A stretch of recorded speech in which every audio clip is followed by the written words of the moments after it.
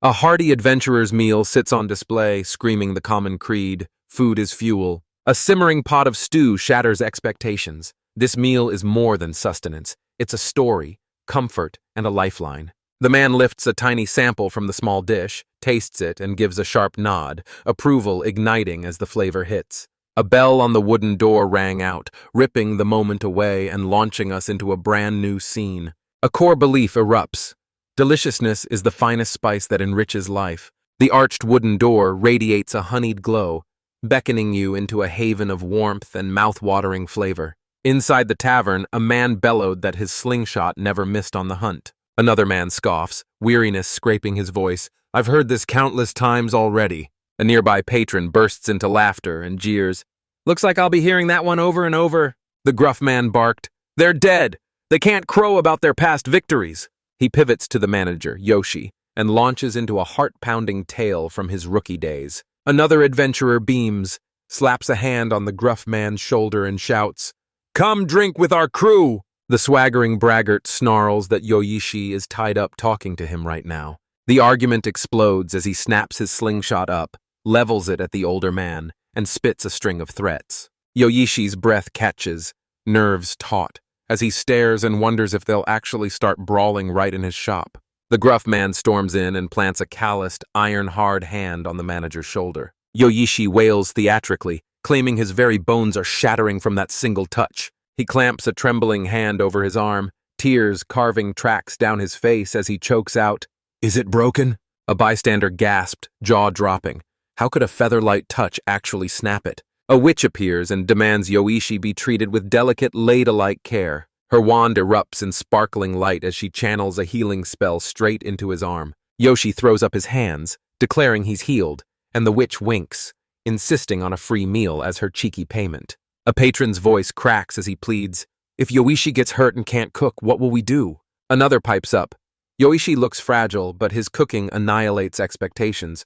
Undeniably the real deal. Yoshi snaps, "I'm not weak. My patrons are freakishly strong." He locks eyes with the instigator and snaps, "One more scene and you're banned for good."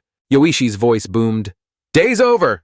And he snapped at everyone to return the chairs to their spots. A tavern sign, painted with a frothy mug of ale, swings beneath a lantern's warm glow in the night. The tavern, once teeming with rowdy thugs, originally belonged to his old man. Not related by blood, the old man swung his door wide and took him in the instant he showed up. Their skills were polar opposites.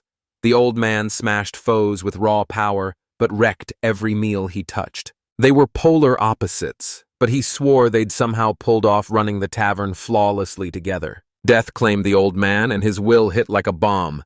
He left the entire tavern to Yoshi. He admits to himself, swallowing pride, that taking over the business has become a brutal, relentless battle. A bone-deep yawn rips from him as he straightens his spine and hurls himself back into his nightly duties. He steels himself and vows to crank out extra prep for tomorrow's business. He grits his teeth, tasting disappointment as he realizes the food culture in this world is shockingly barren. Ingredient choices are painfully few, and the essentials gouge you with sky-high prices. He hustles like a man possessed, conjuring bold, mouth-watering dishes to serve his customers. He stops dead, forcing himself to ask what drove him to go to such extremes. He stares up at the towering labyrinth, a grin splitting his face.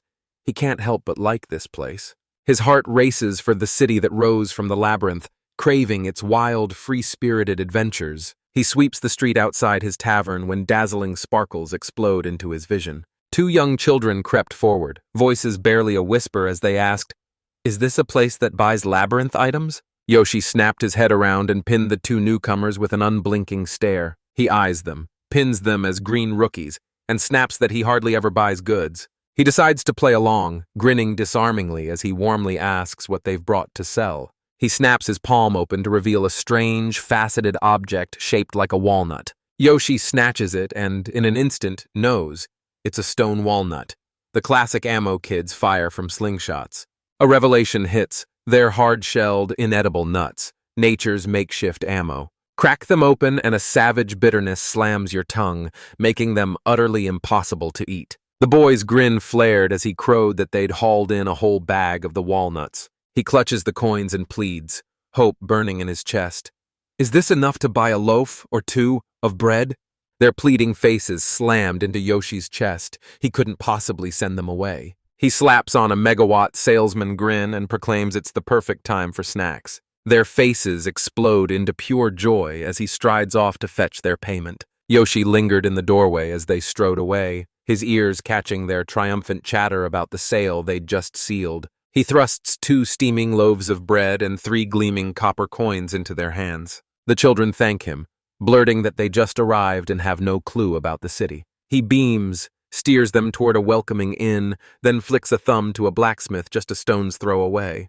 They bow low, gratitude shining on their faces, then surge into the pulsing, bustling city streets. The children erupted into raucous cheers, hope blazing in their eyes for the new life ahead. They beam at each other, fresh-faced, eyes blazing with fierce, unshakable hope for the future. Yoshi stares at the chaos and imagines his rowdy regulars as wide-eyed innocents.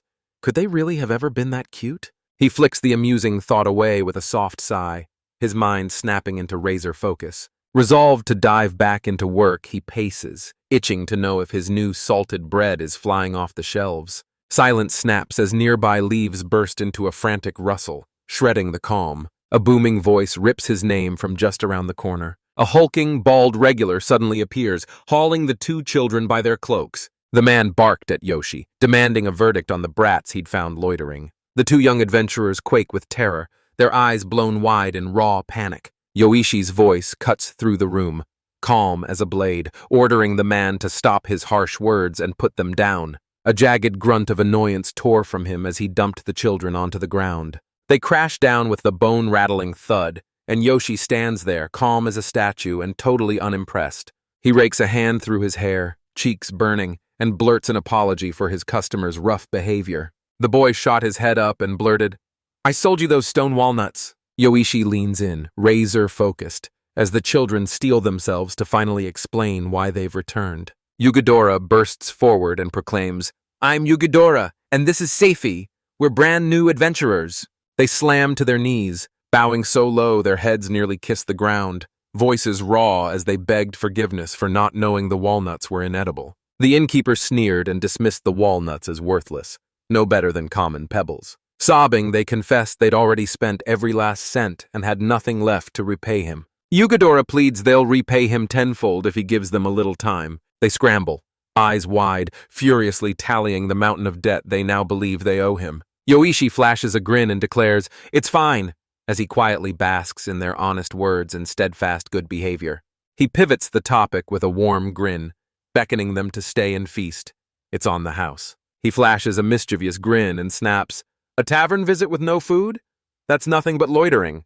A magnificent feast of smoke-kissed roasted meat, velvety creamy soup, and pillowy soft bread unfurls before them. Yugadora and Sephi locked onto the incredible meal, eyes blown wide and glittering like stars. Sephi gasps, then rips the steaming, pillowy bread apart with her bare hands, stunned she actually can. Yoichi sneers that the bread back home is dark and rock hard. You need a knife to cut it. Yugadora presses the steaming meat into Sephi's hands, begging her to take a bite, while Sephi can't stop raving about the soup's heavenly flavor. They launch into the meal, devouring every mouth-watering bite with unbridled joy. Yoishi's gaze locks on them as their simple, heartfelt gratitude sparks a warm fire in his chest. He piles generous helpings onto their plates and asks if they can read the menu. They gape, eyes wide, and blurt, "What's a menu?"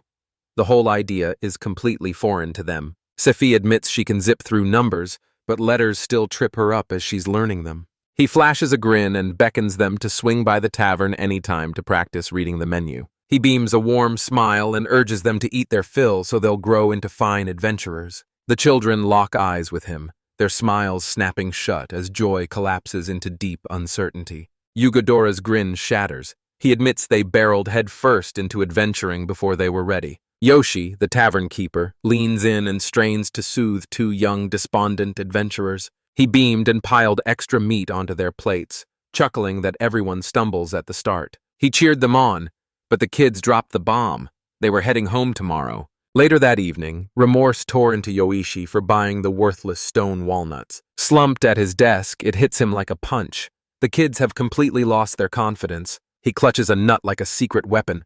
eyes blazing as he imagines turning it edible to blow new life into his menu. Consumed by a ruthless culinary puzzle, he paces his workshop, each step distant as ideas clash and spark in his skull. A fierce resolve ignites in him. He vows to face the challenge head-on. Yoshi's mind snaps back to his old studies. Walnuts hit the tongue with brutal, unmistakable bitterness. A dramatic close-up slams the nut's flavor into your face, hitting like a tidal wave of overwhelming stomach-flipping disgust. He sees the one brutal reason they're branded inedible. He nicks off a crumb, pops it into his mouth, and the same foul taste he remembered explodes across his tongue. A tiny pouch latched to the seed is the real culprit behind the whole problem. The diagram shows how a single crack in the shell ruptures the bitter pouch tucked in at random. A what-if about a different cracking method flares up.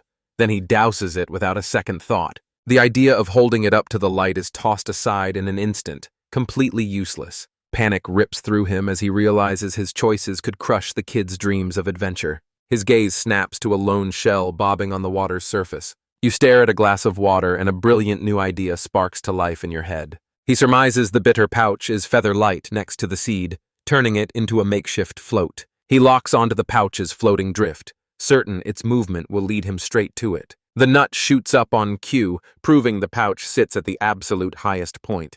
He cracks the top with surgical precision, the pouch is unveiled, and he lets out a triumphant roar. Satisfaction flooded him, and he locked his gaze on the next step of the process. It hits him.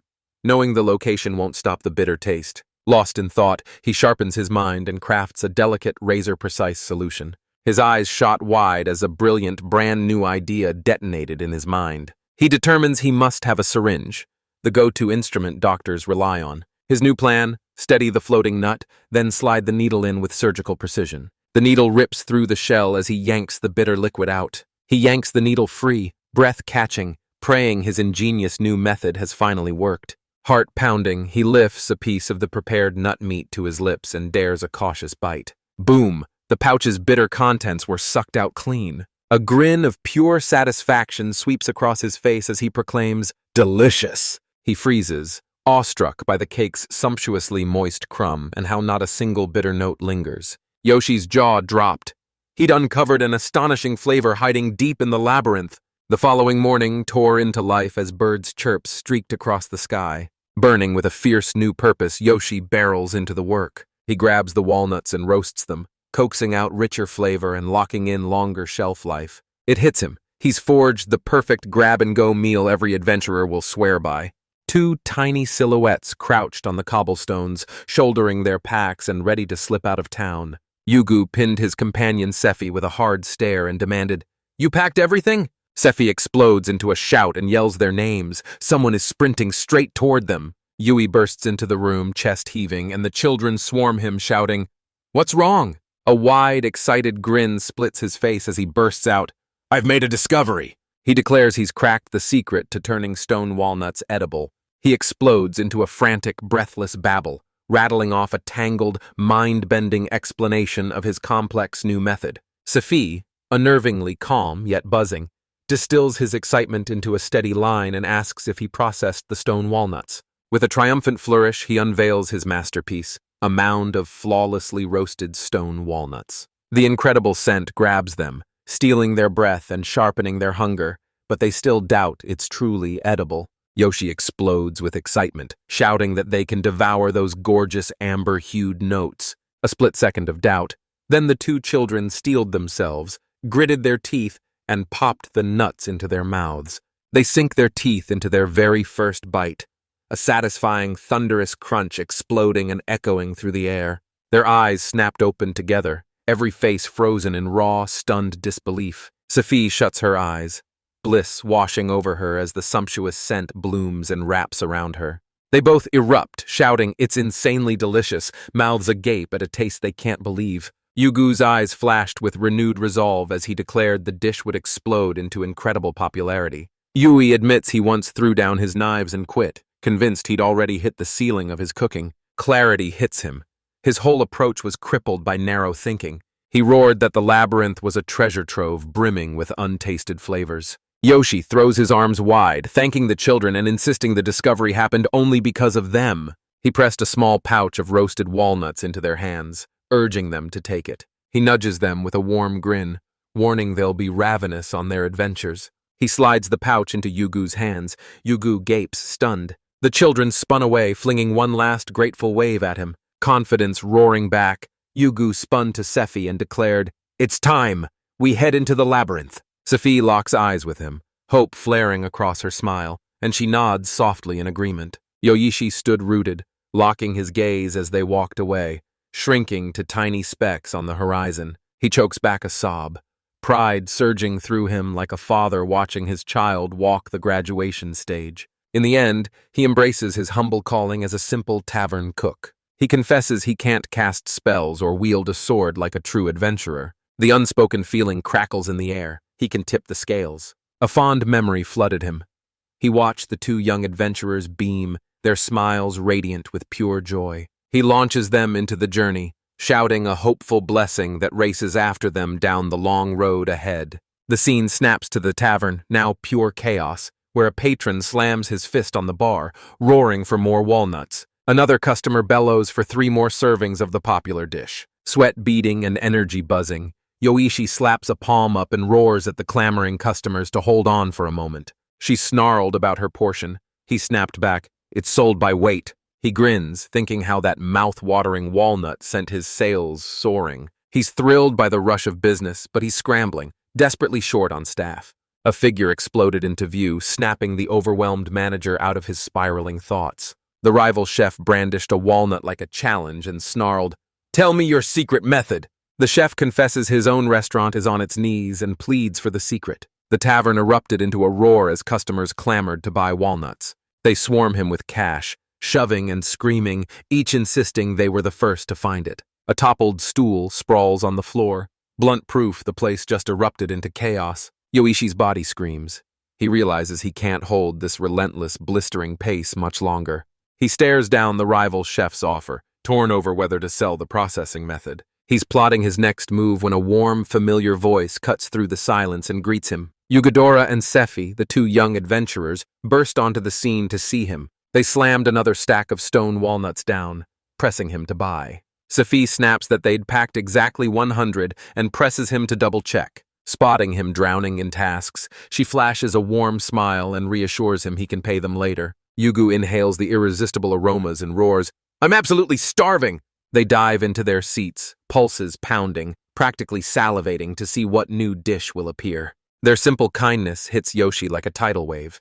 He turns away, trembling as tears stream down his face. He throws his arms wide and barks that they can eat their fill, and they erupt into gleeful cheers. A steaming plate of golden walnut-studded bread explodes onto the scene as the menu's daring new item. Yugu snaps, "Are you hunting for more ingredients in the labyrinth now?" Yoshi explodes with his theory.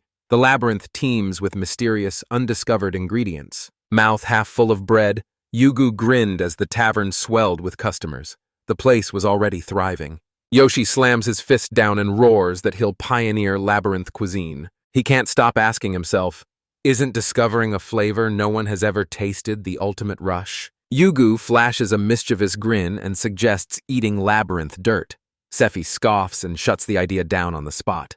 The 2 adventurers peered into the labyrinth, imaginations igniting at the thought of what other ingredients lay waiting inside. Suddenly, Sephi snaps back to a memory of a bizarre creature she calls the Bonefish, her face hardening into a razor-serious stare. She snaps that the labyrinth's upper levels are a wild forest, the exact spot where she once found one. They bit down on it, and its stone-hard shell nearly cracked their teeth. The moment someone says fish, Yoichi snaps to attention. His culinary instincts flare and he's instantly sold on the idea. He slams a proper fee onto the table, promising to pay them if they go and snare one for him. Yugu flashes a grin, waves away the offered cash, and declares they don't need payment. He and Sephi lock eyes and exchange a bright, unshakable grin of determination. They snubbed the cash, demanding the honor of the very first bite of the finished bonefish dish. In a serene forest clearing, 2 adventurers perch on mossy banks beside a babbling stream, rods in hand as they cast lines and wait for the first tug. Sephi asks if they'll actually catch one, and Yugu shoots back with a confident grin, vowing they'll snag it. Yugu barks at Sephi to watch their backs, scoffing that the only things to fear are low-level slimes. Sephi stiffens, unease written all over her face at the thought. Gripping her staff, she scours the perimeter, worry burning behind her eyes. She clutches her staff, confessing she's hopeless with slimes. A sudden rustle rips through the dense bushes beside her, jolting her upright and freezing her in a wide-eyed stare. Her heart slams against her ribs as her eye snaps wide from a jolt of alarm. The bushes erupt into frantic rustling. Something massive barrels closer. A massive, shadowy shape slammed through the trees, so fast it turned trunks into streaks. Sephi's scream rips Yugu's name from her throat as she barrels into him, yanking him into a sudden, fierce, protective embrace. Panic clawed at her as she blurted to the startled Yugu, "I just saw a dragon's tail there!" Yugu froze, disbelief roaring. Could that really be a dragon? He doubted anything like it could be on this floor. A low growl thundered through the forest, and Sephi froze, unsure if she'd just imagined it. Yugu's gaze snaps back to the water as he locks onto their target. He snaps at a startled Sephi. "Get the net ready," as they barrel toward the water's edge. A bell pealed, heralding their triumphant return to the tavern. Yoshi bursts into a grin, flings wide his arms, and welcomes the two young adventurers back into his establishment with a warm, booming cheer. Yugu and Sephi burst from the bath like reborn heroes, spotless and glowing, their skins still warm and silk smooth. Yoshi practically shouted, "You two look shockingly refreshed and spotless." They said the downpour ambushed them, so they bolted into a public bath to ride the storm out. Sephi's memory flashes to the water's perfection and how they soaked in it for what felt like forever. Yugu roars he's carrying the mission's linchpin. He brandishes a massive bundle of bonefish like a trophy, chest puffed with pride while Yoshi's jaw drops in stunned amazement. The diagram lays bare the bonefish's armor-like bones, a rugged, tough fish whose shards are shaped into arrowheads. Yoichi hails them as full-fledged adventurers, and their cheeks bloom into modest, bashful blushes. A mountain of fish sets Yoshi's imagination ablaze. He's racing to cook up wild new recipes. The tavern's sign swings outside, heralding the kickoff of the culinary gauntlet. In his kitchen, Yoshi leans in, razor-eyed, sizing up the sleek, bone-like fish laid out before him. He squints. It looks like a mackerel, but its skin is gritty and rock-hard. His knife screamed as it dragged across the fish's iron-hard, unyielding scales. Shock rips through him when his razor-sharp knife skates across the flesh and can't even make a cut. Every swipe to fillet the fish shredded it into ragged, tattered pieces. He forces a frustrated grin and snaps, "This fish is tougher than I imagined." The meat's ruined. He stares and asks if he can still coax a broth from it. He pins his hopes on the plain pot of boiling water, begging it to coax the tough meat into tender surrender. He lifts a spoonful to his lips, holds his breath, and takes a tentative testing sip. The experiment collapses. No drop of broth appears, and the meat hardens into an even tougher slab. Defeat settles on him as he knows the kitchen battle won't be won so easily. Suddenly, his gaze snags on tiny globules of fat bobbing on the water's surface. A jolt rips through him. The fish isn't just bone, it's packed with fat. A determined grin erupts across his face as he realizes there's still hope. That discovery ripped the veil off, revealing there were still countless cooking methods just waiting for him to try. He launches a razor-quick mincing attack, but the fish is rock-hard and refuses to yield. Every blow he lands shatters the fish to dust, leaving nothing but powdered bone. They drown the fish in salt to pickle soften it. It refused to soften. Try drying it like a traditional dried fish, and it just hardens into an even tougher rock-like slab. After failure piled upon failure, he crumples onto his hands and knees, crushed by utter defeat. On his cutting board, the picked clean fish skeleton mocks him, a bone-white symbol of his failure. He hoists a stack of bone crackers, shoulders slumped and eyes hollow, the only thing that worked. The customer chomped the cracker, the crunch blasting out raw, unmistakable disappointment. The customer scowled, craving something far more substantial. Yoichi buries his face in his arms, choking out that this isn't his dream. A young delivery boy barrels up to the doorway, clutching a massive black pot. Yoshi's gaze snaps to the delivery box. It's the pressure cooker he ordered. The fish-obsessed boy from the seaside town dives headfirst into an animated, wide-eyed conversation with Yoshi. He leans in and delivers a direct message from his boss. "Yoshi, come grab a drink soon." Yoshi slaps the payment into the boy's hand and vows he'll visit the moment his work settles down. The boy wheels his cart away while Yoshi stands rooted in the doorway, his thoughts churning like a storm. Dread gnaws at him as whispers of his failure race outward, planting a ruinous idea. Renewed determination blazing, he slams the dial and cranks the pressure cooker up to 120 degrees Celsius. The experiment implodes. The high-tech fix doesn't even faze the fish. He stares, jaw clenched, at the fish that mocks him, inedible, raw, and ruined by any cooking. He remembers all his experiments ending with nothing but a lone blob of fat bobbing on the surface. He lifts a sliver of fish to his nose, dissecting its texture and scent to crack the culinary puzzle. He watches fat pour out during simmering while grilling keeps it trapped. A crucial clue. A whimsical vision of a steaming bath explodes in his mind. It hits him. Temperature is the key. He plants a pot on the stove, eyes blazing, ready to ignite a bold new experiment. He plunges the bonefish into a pot of plain water, cranks the heat, and watches to see what unfolds. From 0 degrees Celsius up to 20 degrees Celsius, the system stays cold and the reaction refuses to ignite. He zeroes in on the pot, eyes locked, tracking every bubble and hiss with surgical focus. When heat hits 50 to 70 degrees Celsius, fat melts and beads, visibly bleeding into the water. Heat surges past 71 degrees Celsius and the reaction collapses again. A triumphant grin bursts across his face as he cracks the code. Triumph surges through him as he discovers the bonefish cooks best on low heat. He locks in the ideal range, 50 to 70 degrees Celsius. He lifts a spoon, tastes the liquid, and joy explodes. He's nailed a perfect savory broth. Bitterness hits his tongue, but he grins, confident a little prep will turn it around. He jabs the fish's flesh with his chopsticks, curiosity burning as he probes how it yields. He sinks his teeth into the meat, a wary curiosity flickering across his face. He chokes up as the meat melts in his mouth, astonishingly tender and utterly delicious. He admits bonefish isn't a prized ingredient, yet pride swells in his chest. He's convinced he's cracked the perfect way to cook it. Smash cut to the hushed exterior of his tavern, shutters sealed and the street holding its breath hours before it opens. Inside, Yugu and Sephi huddle, hearts hammering as they whisper, "Is it really okay for us to be here alone?" Yoichi plants a steady hand on their shoulders and declares, "I promised. You'll be the first." He flings the curtain aside with a thunderous flourish, ready to unveil the world's very first of its kind marvel. The chef slid a breathtaking platter forward, a salt-simmered grilled bonefish with blistered, gleaming skin and steam curling up the finished dish.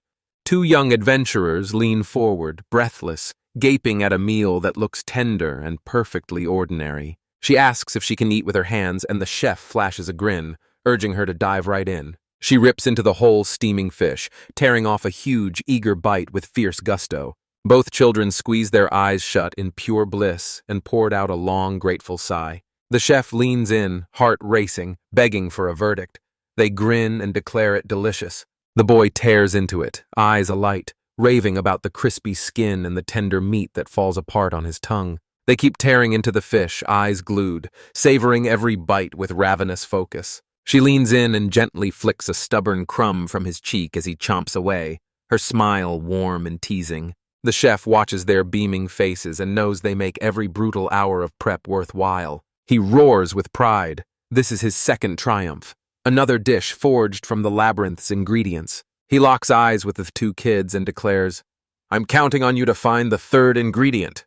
He contemplates christening the dish with their name, and they flush crimson with shy embarrassment. A piercing call from outside rips through the calm, shattering the peaceful moment. A dark winged creature swoops past the tavern, its wings hammering the air. In an alley, a pair of tiny bare feet strike the cobblestones. Out of nowhere, a mysterious horned girl materializes by the tavern sign, her arrival igniting a brand new challenge. The girl's face vanished into shadow, a thin ribbon of drool at the corner of her mouth betraying her hunger. The camera slams into a close-up of her face, completely spent, drool slipping from her mouth, starving down to the bone. Yoichi drags his broom across the doorstep, smirking that karma's finally come to collect as the girl lies collapsed nearby. In a flashback, the girl lunges at a fish and tears it apart, her chomps booming with hungry ferocity. Yoichi tracked every bite she took, thoughtful concern simmering in his eyes. He pleads softly, urging her to slow down when she eats or she'll choke. Doubt rips through him. Can he really call this tattered creature a girl? The shot slams into a tight close-up of her tiny, curved horns and the curl of hair coiling beside them. A tight close-up pins on her slitted reptilian eye and razor-sharp fangs as she devours. He shrugs it off. Goblins roam this world, so a demi-human barely counts as strange. He leaned in and pressed, "What's your name? Where are your parents?" She murmured, "Okano." They asked about her family, and silence slammed down.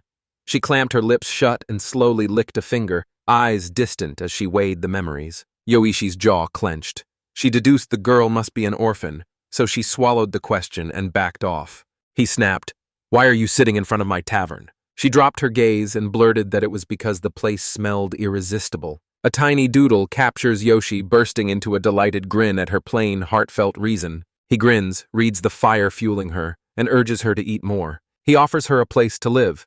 She snaps no, and rejects his kindness flatly. He tempts her, dangling the golden promise of a forever full belly. A heartbeat of silence, then she steels herself and vows to stay by his side. She crushed the last bite and slammed her empty plate forward, demanding seconds. Later, she's scrubbed clean, her hair twisted into tight buns and bandages pressed over every wound. Yui declares she's all cleaned up and tells her she can stay until the bandages come off. The clock's chime rips through the room. Yoshi jerks upright as panic floods him when he realizes how late it's become. He gestures to the bed and tells the sleeping Okano she can have it, then dives into his prep work. Okano's silence is deafening. Maybe he's already asleep, as he steels himself and prepares to slip away. Moonlight slashes across the tavern's silent exterior as night holds its breath. Tightening his gear, Yoshi can't stop wondering if the old man who took him in ever felt this same pull. He forces the story of who the old man was into words, whispering them to himself. Freshly scrubbed Okano pops around the corner, and Yoshi yelps at her sudden appearance. He reels at the sights of her awake, swallows hard, then stammers out a hesitant greeting. She rockets over to his workstation, eyes blazing with curiosity, and blurts, "What are you doing?" He reveals he's prepping stone walnuts, smashing them open with a custom cracking tool. Catching the confusion in her eyes, he leans in and snaps, "Do you understand the concept of prepping?" He declares this step non-negotiable. It's what makes the dish burst with flavor. He cracks it open with a nutcracker, plunges a syringe into it, and sucks the bitterness right out. After demonstrating, he leans in and asks if she understands, and her eyes snap wide, locked on him with razor-sharp attention. Okano seized the tool with a white-knuckled grip, resolve blazing, and stepped forward to try it herself. Yoichi snarls that the prep work is a brutal battle, every task a clash before the doors even open. Okano locks her gaze and cranks the walnut cracker with laser focus, every muscle taut and every move razor-sharp. She triumphantly hoists a flawlessly prepped walnut like a trophy and declares, "I'm done." Yui watches, breath snagging, stunned by her lightning-fast learning and flawless success. He erupts in giddy joy, showering her with praise for helping and exclaiming, "You're so cute!" Later, he hammers the lesson into her. Knives are deadly, and mishandling one will cost you dearly. The lesson seared into Okano, misusing a knife is dangerous. A voice from outside the tavern gasped, "Is that a demi-human?" Two hulking patrons leer at Okano, spitting crude barbs about her horns and tail. A staffer leans in and declares to the customer, Okano insisted on pitching in. With a warm grin, Okano presses a piece of candy into the rough hand of the tough-looking adventurer. Yui pats her head playfully, grinning as she teases that she sounds like a doting auntie. A familiar patron draws a slow sip, leans in, and steels himself to unleash a cutting remark about the situation. He scoffs at Yoshi's gimmicks, betting he's already scheming his next stunt. Yoishi's grin snaps wide. He's thrilled the patron brought the subject up. He roared that his next labyrinth dish would be forged entirely from crap peaches. Okano tensed as a patron sneered at the name, and she snapped back with a sharp, vivid rundown of exactly what they do. Two men whooped and slapped their knees, crowning Okano with loud praise for her uncanny mastery of the dubious fruit. An info panel blares, "Crap peaches will unleash diarrhea. Enchant them and they're edible." Yoshi vows he'll turn them edible soon and is already sketching a prototype. A customer, electrified by the news, bellows for another drink from the girl. A patron leans in and tosses out, "Send rookie Okano in. Let him earn his stripes." Okano steps forward, slaps her palm down, and declares she'll help. She can handle the task. She hoists the tray with steady hands, a massive mug of frothing ale balanced on top. She stepped forward, the drink wobbling on trembling hands, her heart hammering with every stride. The customer traces the ridges of her horns, eyes distant as she wonders which bloodline left this mark on her. A drunkard lunges and yanks her tail as a colleague bellows at him. A colleague tells him to sober up and he erupts, snarling a raw, aggressive refusal. The drunk barrels into the staff member, clamps him tight and roars he won't let him ruin the fun. Okano freezes mid-step, her face hardening into a razor-cold scowl of pure annoyance. Yoishi's eyes blaze as she rockets into the fray, fury propelling her as she crashes between them to stop it.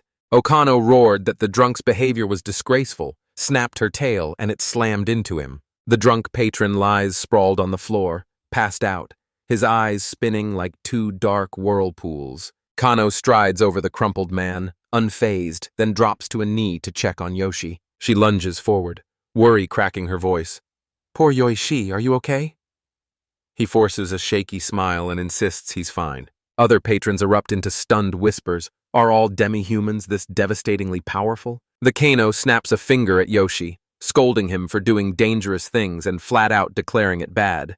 Cold sweat erupts on Yoshi as a brutal realization detonates across his face. A jolt hits him. He realizes he might have just picked up one hell of a girl. He freezes, staring at the perfect man-shaped crater yawning in his tavern wall. Later that night, Okano yawns, exhaustion dragging her toward bed. Yoichi snaps into work mode, slams on his apron, and roars, "Time to cook those crap peaches!" He rifles through the list of cooking methods, confidence flaring. One of them will work. He deftly strips the skin from the gleaming, juice-dripping fruit. He inhales its honeyed perfume, mouth flooding with hunger, aching to devour it as is. To conquer the inedible peaches, Yoshi plunges headfirst into low-temperature cooking. He dares a cautious bite of the prepared fruit, chewing slowly as if each flavor must be judged. A thunderous crash from the restroom rips Okano from his slumber. A yawn rips from her as she stumbles down the stairs, voice thick with sleep as she groggily asks Yoshi, "What's wrong?" She finds him utterly drained,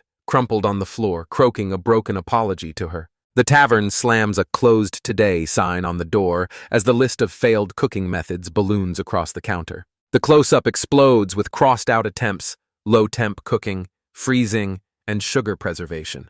An adventurer spots Okano hoisting the sign back up and smirks, "A rare day off, huh?"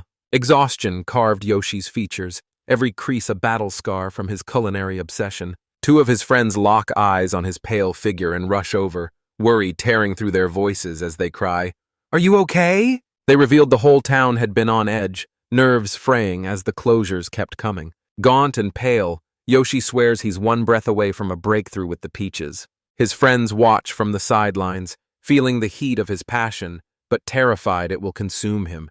A tiny, mischievous chime slices through the tense hush. Later, Okano's back on the floor, owning her waitress role and calling the order with sharp, unwavering confidence. From behind the counter, Yoshi barks in instant confirmation. "Order received!" She slides a glass of water across the polished bar with laser focus, and the customer takes it with a grateful, relieved smile. From Okano's vantage, she perches above the tavern, eyes cutting through the din as she watches over every raucous patron.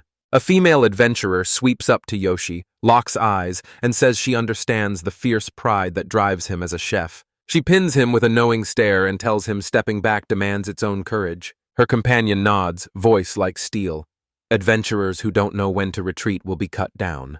Yoichi watches as she erupts in praise, shouting that her friends never gave up and have become true adventurers. She smirks, laughing as she spins the story of tearing through the labyrinth to flee a mid-level monster hot on her heels. She realizes even that failure wasn't for nothing. It forged her into someone stronger. Her friend smiles warmly and gently implores Yoshi to take care of his body. The adventurer locked eyes and snapped, "Don't you have something important to protect now?" Her words hit Yoshi like a spark. He goes quiet, his gaze drifting distant as thought floods in. That night, Okano calls his name. He meets it with a single, quiet nod that says yes to everything she didn't say. The next day, Okano grins and asks, "You gonna tackle those stubborn peaches again?" Yoshi's smile stays eerily calm as he declares, "I'm done. I've officially given up on them." He snaps that wrecking his health and losing the shop just isn't worth it. As he turns to leave, Okano bellows again, yanking his attention back. She beams, thrusting a beanbag she cobbled from a crappy peach seed into his hands. He howls with laughter as she explains she thought the seeds could be useful. He spots her tail knitting itself back together and steps in to peel off the bandage. She flinches, startled. She spins away from him as a sudden tidal wave of feeling crashes over her. Sorrow pooled in her eyes, worry gnawing at her like a relentless ache. Hope flared in her voice as she vowed to stay by his side until she's fully healed. A gentle smile blooms on Yoishi's face as she realizes she'd been worried about having to leave. He grins and declares she's already their exclusive waitress. He locked eyes with her and dared, "Will you live with me?" Her eyes shot wide in surprise, then she whispered yes and accepted his heartfelt offer. The tavern exploded into life as one adventurer bellowed for the other's brew. A fellow patron hurls a bombshell. The cafe's beloved drink is brewed from rotten peaches. The diagram plunges the inedible skin and seeds into alcohol, soaking them thoroughly. Patrons clash over what to call the drink, and Yoshi snaps that Peach's image is ruined now. Okano barrels up to the two regulars and snaps, "Are you two fighting each other?" They stammer a shaky denial, frantically swearing they're all just good friends. Yoichi wails, mourning all the scrumptious peach recipes he could have whipped up if only the flesh had been usable. Okano steps forward with a gentle smile and asks her father, "Do you need any help from me?" He pins her with a thoughtful stare, the sting of his recent kitchen flop burning behind his eyes. He finally faces the hard truth. Sometimes the only move left is to admit defeat. Dawn breaks and Kano sweeps the floor, brooms slicing through dust as two suppliers pull up with a delivery. Okano blurts out that Yoshi isn't there, and the supplier's jaws drop. She declares he's gone to the local hardware store. The hardware store's unmistakable timber-framed roof juts into view, rugged beams cutting a bold silhouette against the sky. Inside, the shop bristles with gleaming tools and humming equipment. Dog, the owner, bursts forward and slams the advanced nutcracker Yoichi ordered into his hands. Yoishi's jaw dropped as Dog rattled off the new tool's features, finishing with a custom modification built for Okano. Dog grins and ribs Yoshi for striking it rich, selling his labyrinth cuisine. Yoshi admits business is booming so wildly he's seriously considering gutting and renovating the tavern. Dog whipped out a bottle of wine with a theatrical flourish. He leans in, eyes glinting, and hisses to Yoshi to stash the rare drink so his wife never finds out. Yoichi confesses he used to drown his evenings in wine back at his old home. Dog leans in, eyes glittering. Grapes are a rare, lavish luxury here, worth a small fortune. Yoichi's mind flashes with clinking goblets and the burn of dozens of different wines he downed during his adventuring days. Dog swears a minotaur stomped him flat, his hilarious excuse for being pint-sized. The wine hits him like a lightning strike, yanking up vivid memories of his fearless younger days. She bursts in out of nowhere, fury blazing, firing off sharp questions about his secret, outrageously expensive purchases. Yoichi gets shoved into the middle as Dog frantically rationalizes torching an entire month's wages. She hurls a desperate apology at Yoshi, voice trembling as she begs forgiveness for her husband's reckless spending. She huffs, exasperation flaring. She might have to put him on an allowance. Beaten and broken, the dog can only wail for the confiscated wine snatched from him. A beat later, Dog plants a firm pat on Yoshi's shoulder, snapping him to attention. He roared that the next labyrinth dish must be cheap, tasty wine. They swore this new quest into being with a raw, man-to-man promise. The young suppliers press close, worry knotting their stomachs as Yoshi unveils his new task. A cold knot of dread tightens as they realize he's about to unleash water grapes. Yoshi booms his thanks to the suppliers who hustled the grapes over at the last second. He crushes the grape in his palm to prove how explosively juicy it is. He lifts the glass, takes a sip, and the truth slams into him.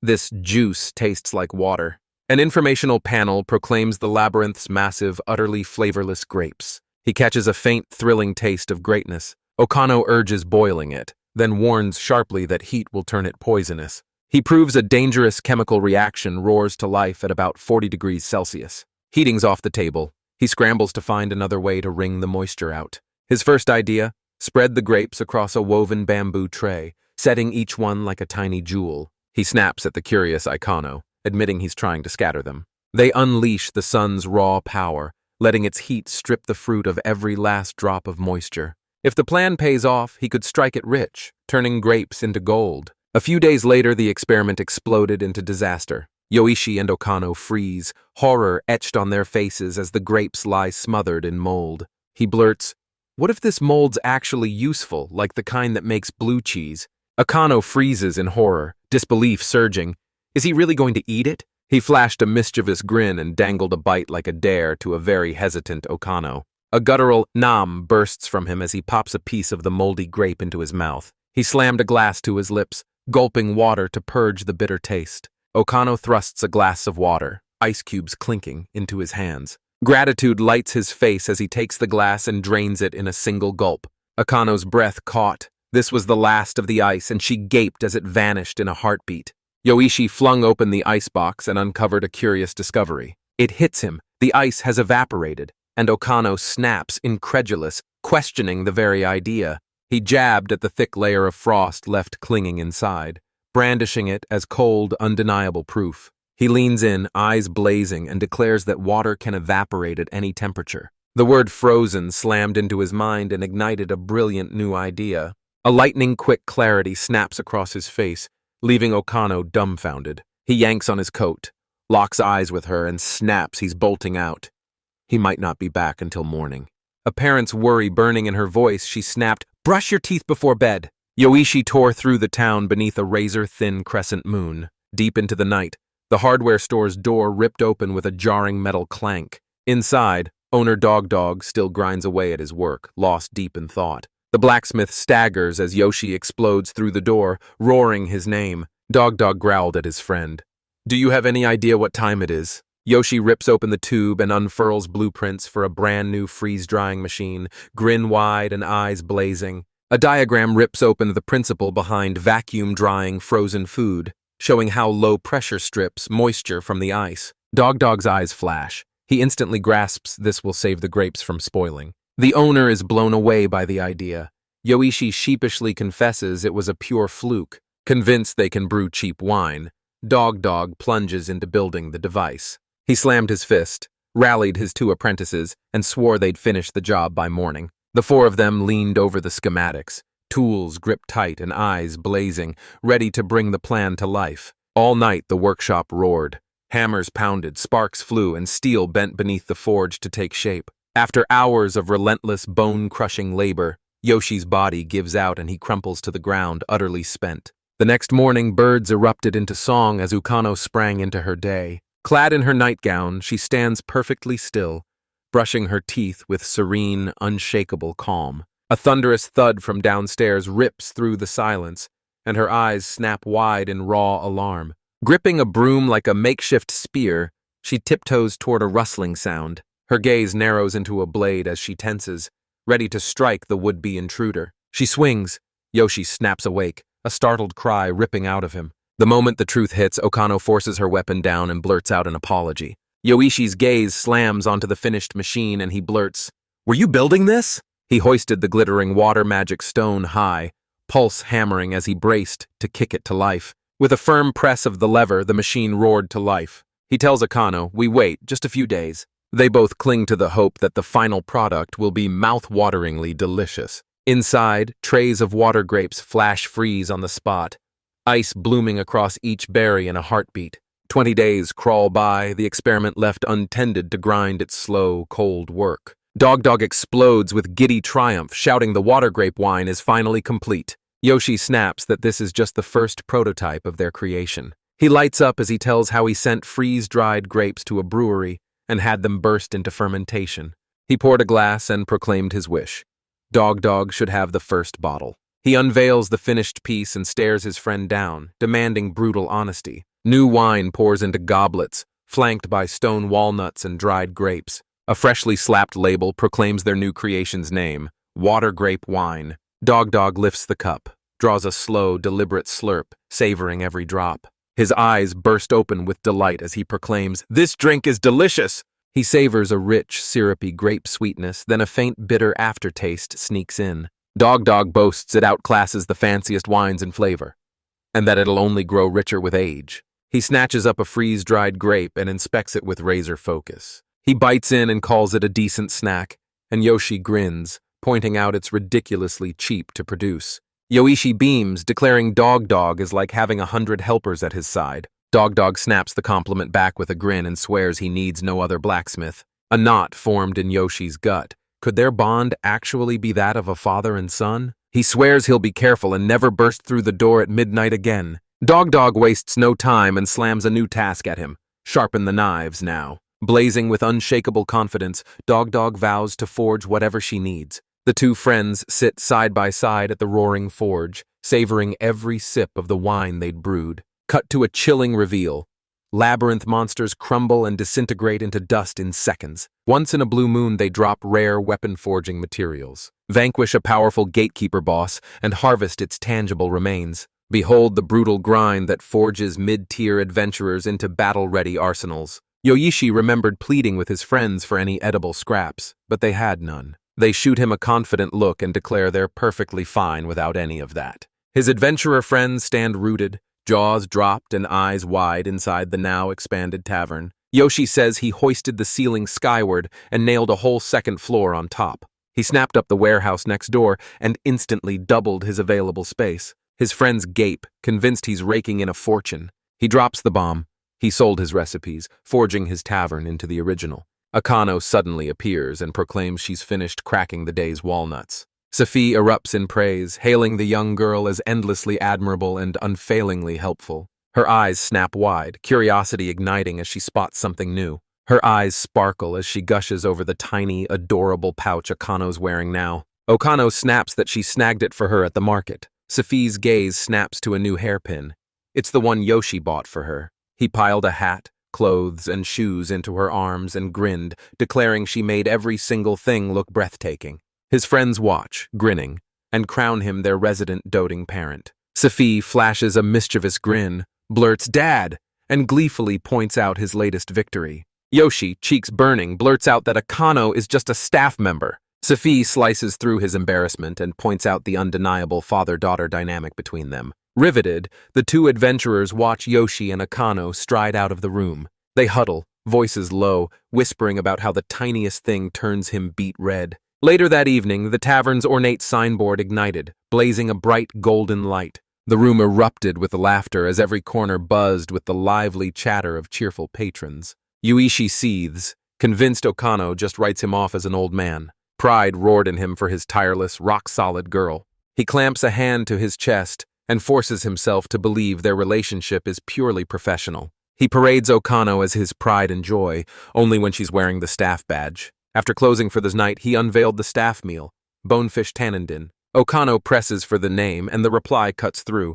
It means stranger bowl. He pits it against Oyakodon and brands the name as downright cruel. Mouth-watering at the thought, Okano throws her jaw wide open and lunges to eat. He reaches out and halts her mid-step, coaching her to say eating before the meal. She leans forward, riveted, as he declares the custom a heartfelt sign of gratitude. He blurts recklessly, "Where's your homeland? Where are your parents?" Panic rips through him the instant he remembers she's an orphan. Okano whispers hometown again, the single word hushed as her expression turns somber. She swears she can't go back.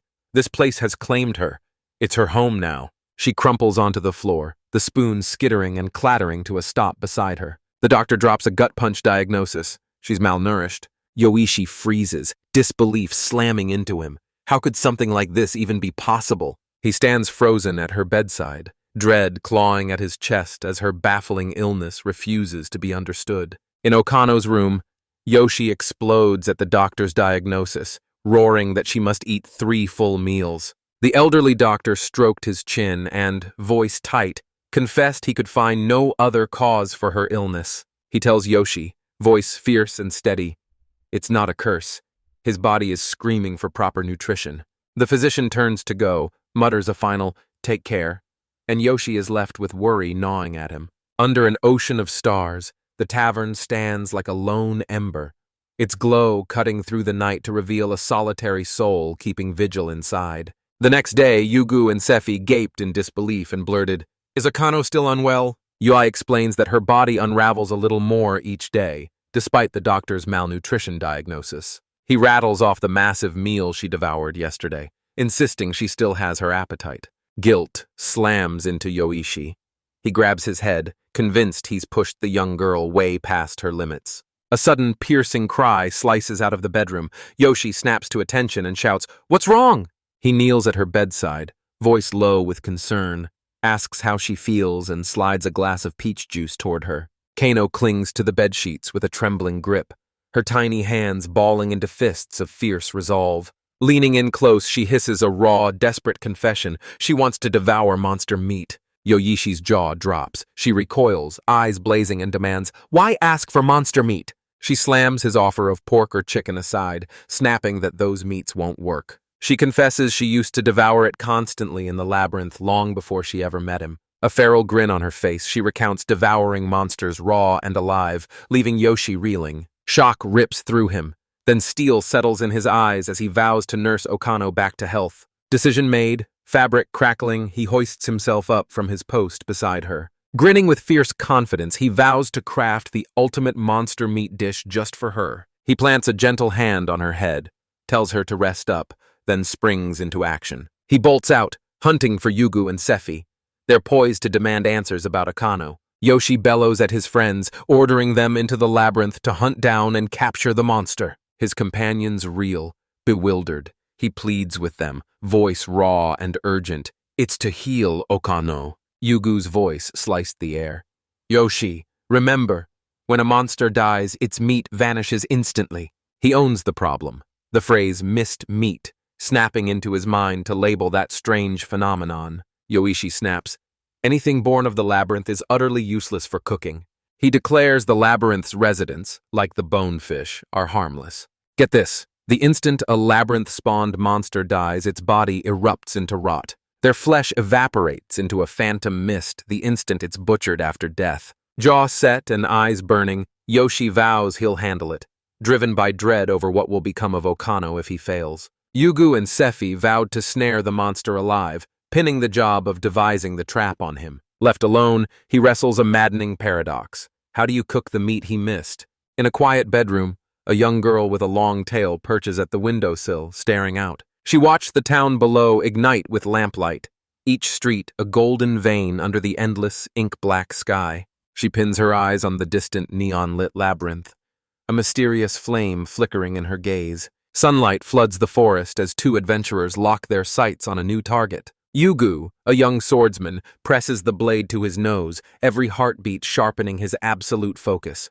Before them loomed a towering shadow-black rabbit monster, a gemstone blazing on its forehead. The creature lunges forward. Yugu dives aside and bellows, "Sephi, act now!" A menacing glint in her eyes, Sephi drew crackling magic into her staff, poised to unleash a spell. The nimble rabbit vaults like lightning, a white streak that effortlessly slips past the crackling blast of ice magic. As it streaks past, Yugu yelps in surprise and rips a savage slash across it with his sword. Sephi rushes in, voice raw with worry as she asks if he's all right, and Yugu drops his gaze, choking out an apology for accidentally killing the creature. The monster unravels into a ghostly mist, and they scramble to reset the trap before the sun slips below the horizon. Their mission just became critical.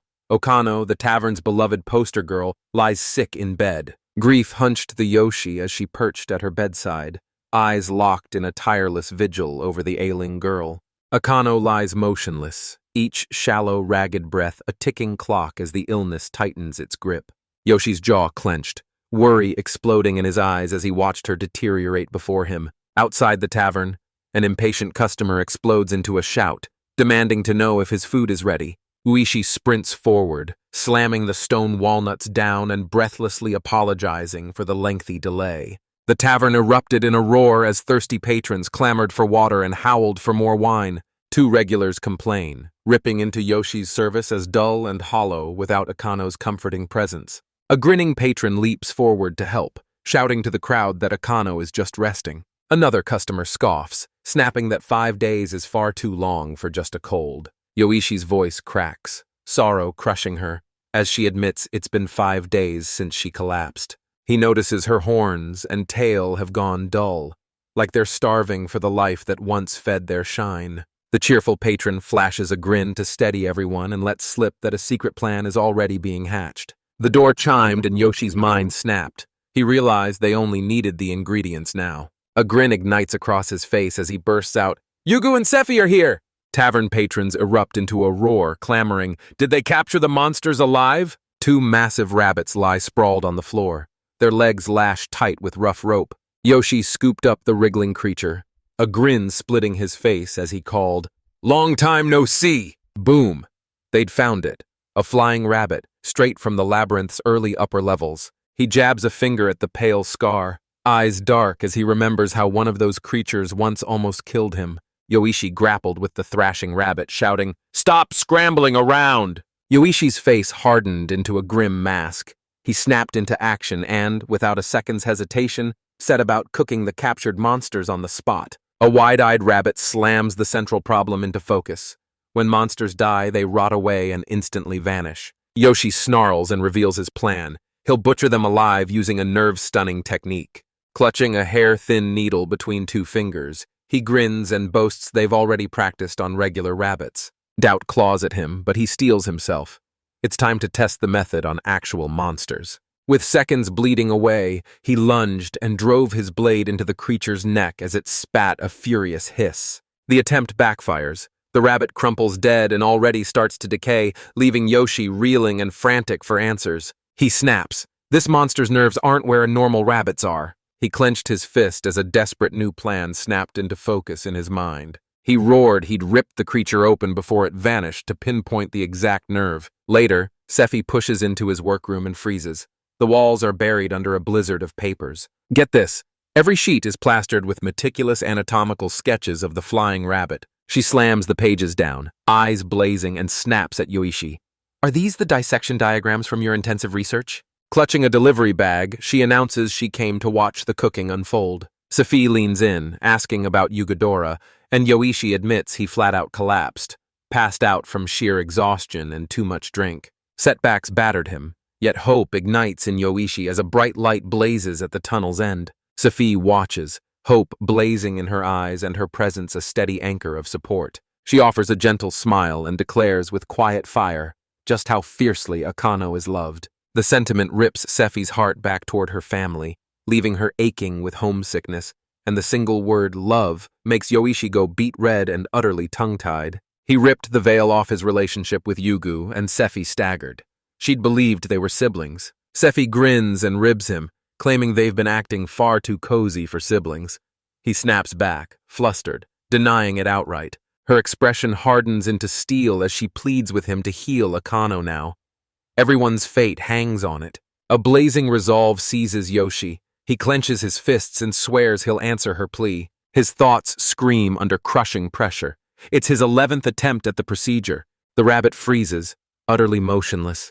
The nerve-stunning technique finally takes hold. Yoshi crunches the numbers and declares they've secured one precious hour before decay sets in. A worried companion frets the food will rot after cooking, but Yoshi waves the worry off with a grin and tells them not to overthink it. Clutching a huge knife, he barked that they must butcher and cook the creature immediately. The lean shoulder meat erupts in bubbles and melts into a rich, savory stew. On the scorching pan, thick cuts of rib meat slam down, searing and hissing as steam erupted skyward. Consumed by his craft, Yoshi shouts that the grueling cooking process is turning into pure fun. He thundered a firm knock on the wooden door, announcing his arrival to the ailing Okano. Inside, frail Okano snaps upright in bed and offers a faint nod that quietly acknowledges his presence. Her eyes snap wide as a mouth-watering scent crashes over her. 4 stunning, perfectly arranged plates brim with a jaw-dropping feast of flying rabbit meat. Staring at the meal,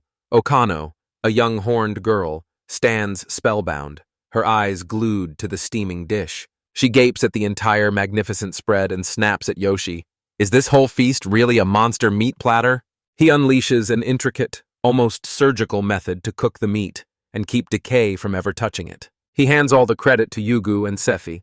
They nabbed the meal live. A bead of drool gathers at the corner of her mouth as savage hunger crashes over her. She presses her palms together in a soft clap, an intimate salute brimming with gratitude. Eyes closed, she whispers, "Eat it again," then lunges into her meal. Perched in the doorway, Sephi watches the scene, quiet concern simmering behind calm eyes. Yoshi urges Okano to devour the carefully prepared food before it goes cold. She scooped a spoonful, took the first bite, and her eyes snapped wide as the stew's flavor slammed into her like a revelation. She looks up at him, eyes sparkling with delight, and proclaims, "This is absolutely delicious." He agrees, admitting he's floored by the meat's unexpected fruity and nutty punch. He sniffs deeply, then grins. He figures that flavor comes from the rabbit devouring the local fruits. She lunges at the plate, fiercely sinking her teeth into a succulent piece of tenderloin. Her eyes light up as she nibbles a tiny, savory meat pie, savoring every blissful bite. She rips into the rib roast, slamming her eyes shut as waves of rich, savory bliss wash over her. A massive, shadow-black, reptilian tail unfurled over her bed, blanketing it like a living sheet. Yoichi beams, declaring that if the food's delicious, nothing else matters. She slammed her fork against the plate one last time, the ringing clank declaring the meal finished. Her cheeks ballooned in triumph as she proclaimed she was completely full. He plants a steady hand on her head and whispers, "Rest now. Let your strength return." Later, Okano bursts back in, breathless and hurling a fierce apology for vanishing so long. Yoshi flashes a confident, cheeky wink and snaps, "Don't sweat the time off." She snaps, "Have you already found a new waitress to replace me?" A pensive, slightly downcast look steals across her face as she hangs on his every word. He feigns outrage with a laugh, teasing that the patrons only ever pine for her, never his cooking. Memory slams into him. He forgot to bring her the post-meal peach juice. Okano's expression hardened into steel as she watched him. Words coiled on her tongue, poised to speak. Her steady gaze burned with a deep, heartfelt emotion. She lunged a tiny hand forward, her soft fingers curling around his sleeve and anchoring him in place. He snaps back to her, jolted by the abrupt, solemn gesture she makes. He blurts, panic lacing his voice, "Are you still hurting anywhere?" He leans in close, breath barely brushing her skin, hunting her forehead for any flicker of fever. She leans in, voice a soft whisper that steadies him. Her ailment isn't one of the body. She summons every scrap of courage, pauses for a heartbeat, her eyes blazing with raw feeling. She presses into him and whispers, "Thank you, Dad." Cut to an adventurer plunging his sword into a colossal frog monster, sending it crashing to the ground. Battle done, he staggers off the field, chest heaving, and vows to grab the hard-earned rest waiting for him. He cuts through the night toward his usual tavern, its warm light spilling out like an open-armed invitation. Inside, Yoshi grins and brandishes a gleaming new blade he hammered from the Minotaur's axe. His friends jabbed him with teasing grins, shouting, "Did that mighty monster drop anything edible we can snag?" An 8-bit retro graphic explodes into a pixelated victory dance, flaunting their hard-won triumph over the upper-layer gatekeeper. Yoyoshi explodes with excitement, eyes blazing. New ingredients are finally within reach. Sephi confesses their party has barely scratched the mid-layer's surface. After the battle, the adventurer's memory flared. There on the gate, a dragon carved in stone. He can't shake the thought.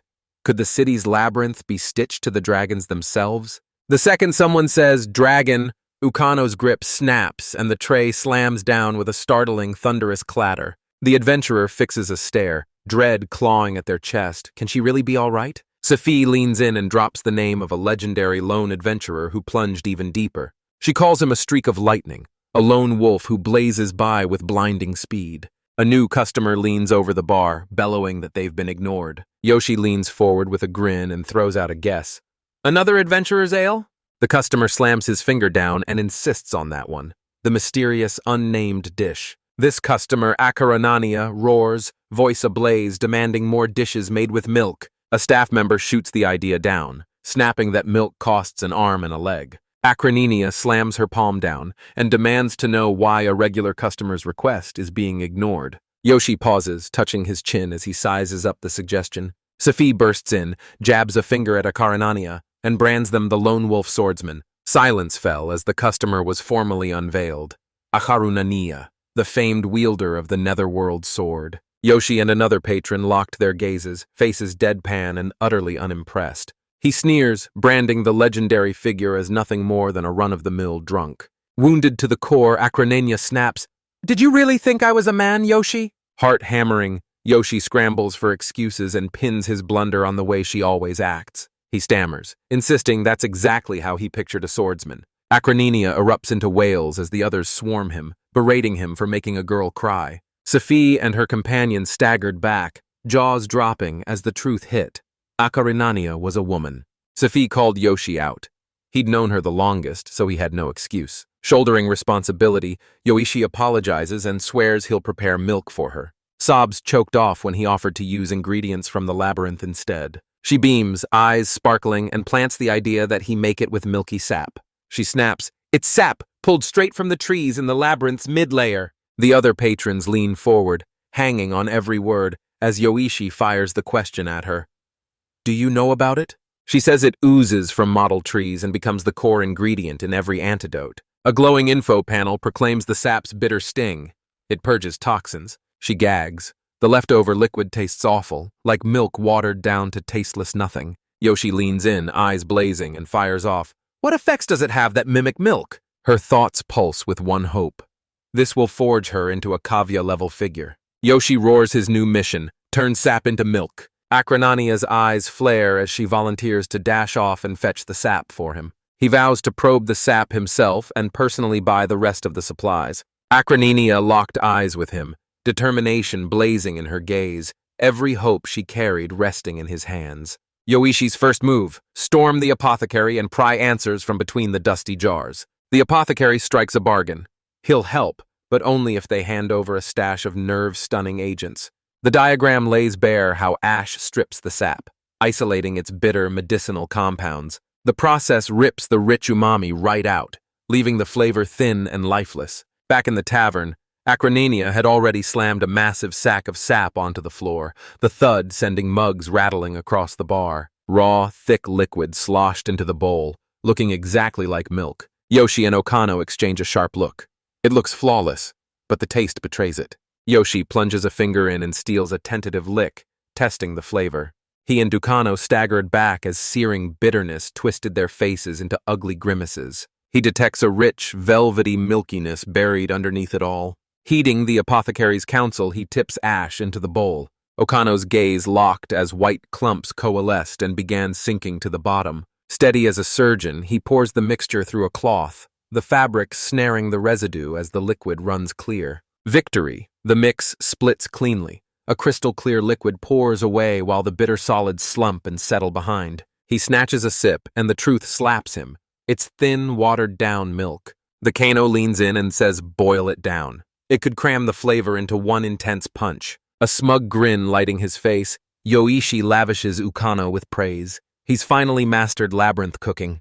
Hours of furious boiling behind him, he steels himself for the final taste test. Lim and his young horned companion Yukino gear up to dive headfirst into a daring taste test. He lifted the cup, took a sip. The liquid felt richer, but the flavor still left him cold. It spat out a lone spoonful. That single drop cost more than buying milk. A cold jolt hits him.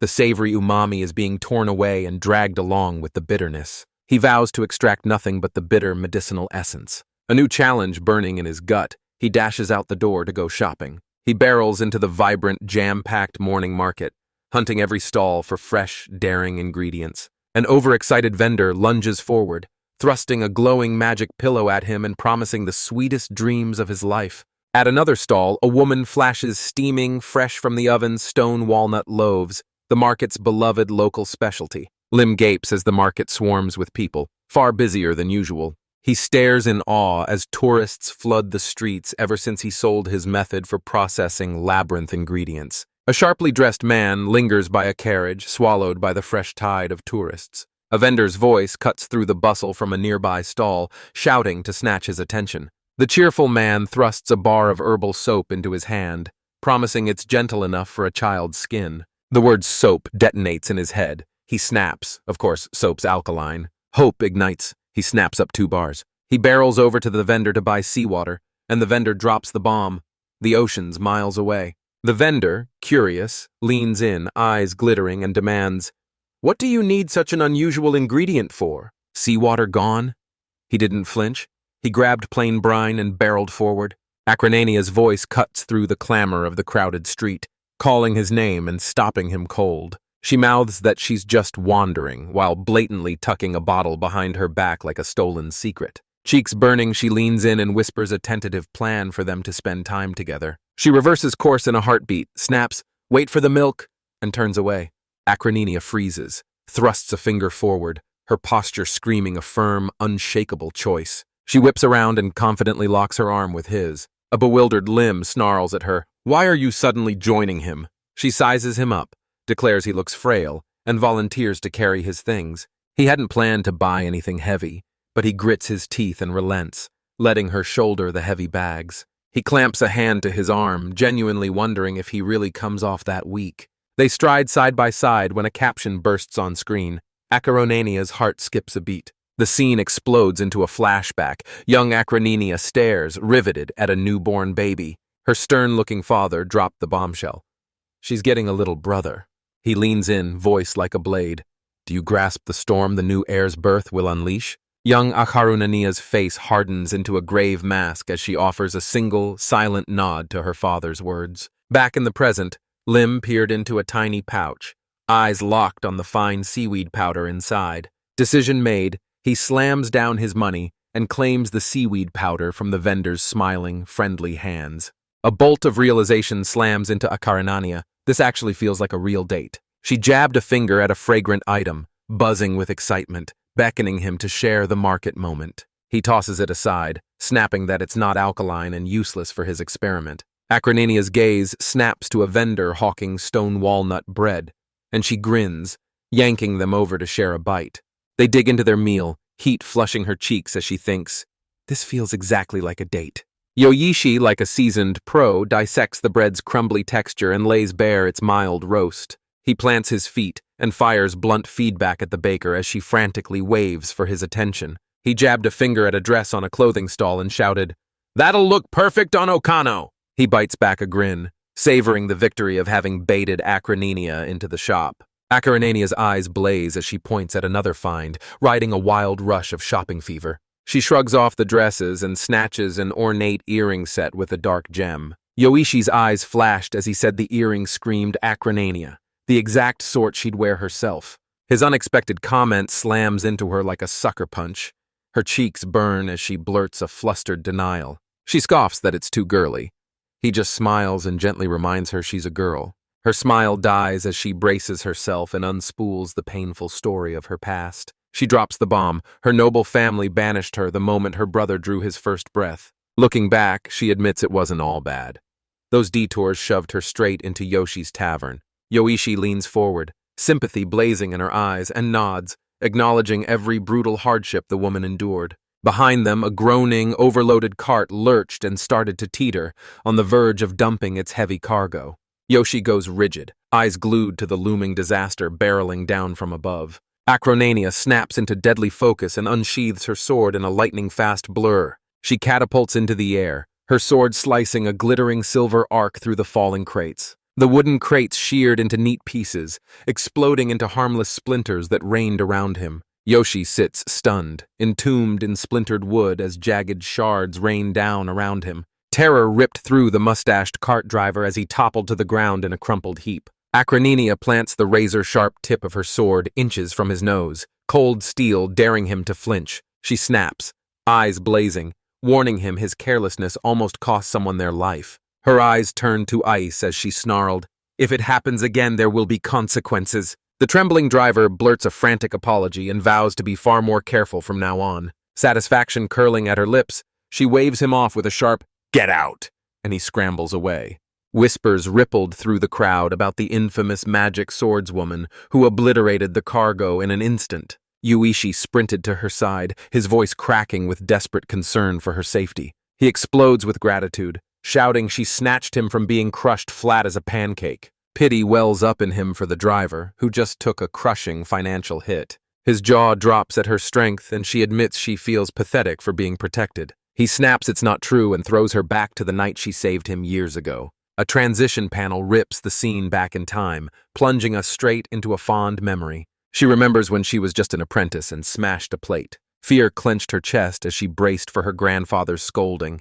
Then everything flipped in an instant. A young Yoshi urgently scooped up the plate's jagged shards. He throws himself between her and his grandfather's rage, claiming the accident as his own so the fury hits him, not her. His grandfather roars at him over his carelessness as he scrambles, apologies tumbling out in a frantic rush. Back in the present, Yoichi bursts out that he can't recall a single detail of that event. Akranania recoils, pain sharpening her voice as she says he's the only one she lets see her weaker side. She stammers, voice cracking as she scrambles to seize the words that could finally free the deep, unspoken feelings inside. Her words burst out in a frantic rush, erupting into a raw, heartfelt confession of her feelings.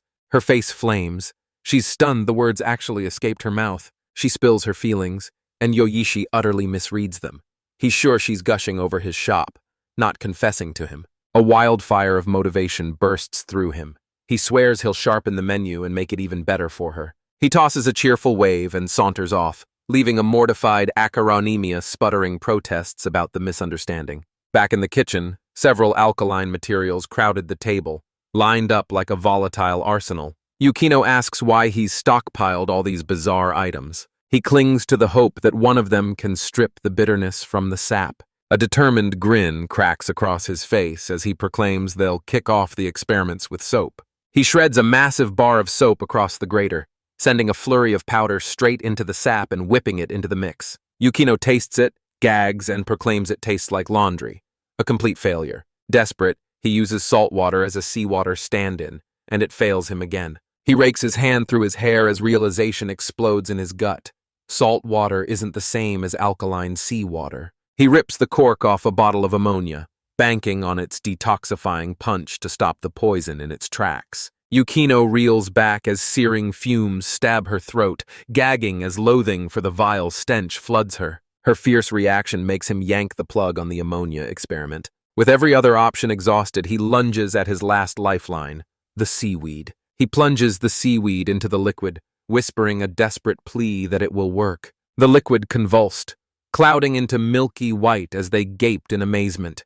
The leftover liquid in the wooden bowl suddenly morphed into an eerie milky white. Yoshi and Okano take a daring sip of the new liquid, convinced its flavor survived intact. Okano gasps with delight and declares it delicious, and Yoshi grins, agreeing it tastes like rich milk. He licks his lips at the thought, certain the liquid will taste incredible once it's served warm. A lightning bolt of inspiration slams into him.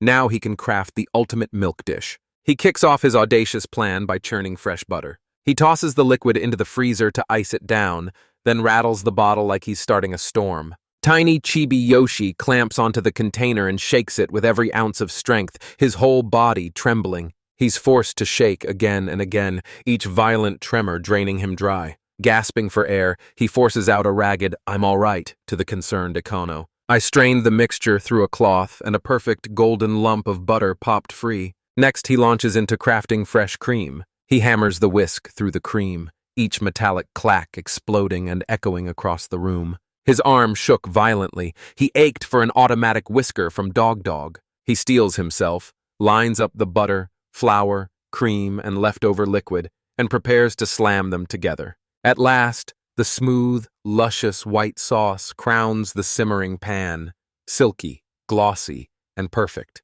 He exhales a weary sigh and groans that making sauce is a brutal struggle. Okano clutches his arm and hisses, "Is it okay?"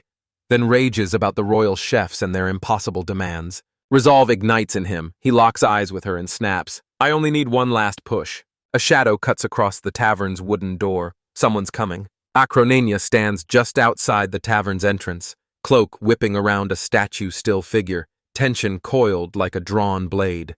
A metallic clang ripped from the tavern's ornate sign as the door trembled, poised to fling open. Okano blasts a cheerful hello at a startled Akarania, who protests she's only passing by. Okano beams at the early arrival, flinging the door open and beckoning them inside with a warm, eager smile. Stationed at his post, Yoichi fires off a perfectly timed, cheerful greeting straight at Akarania.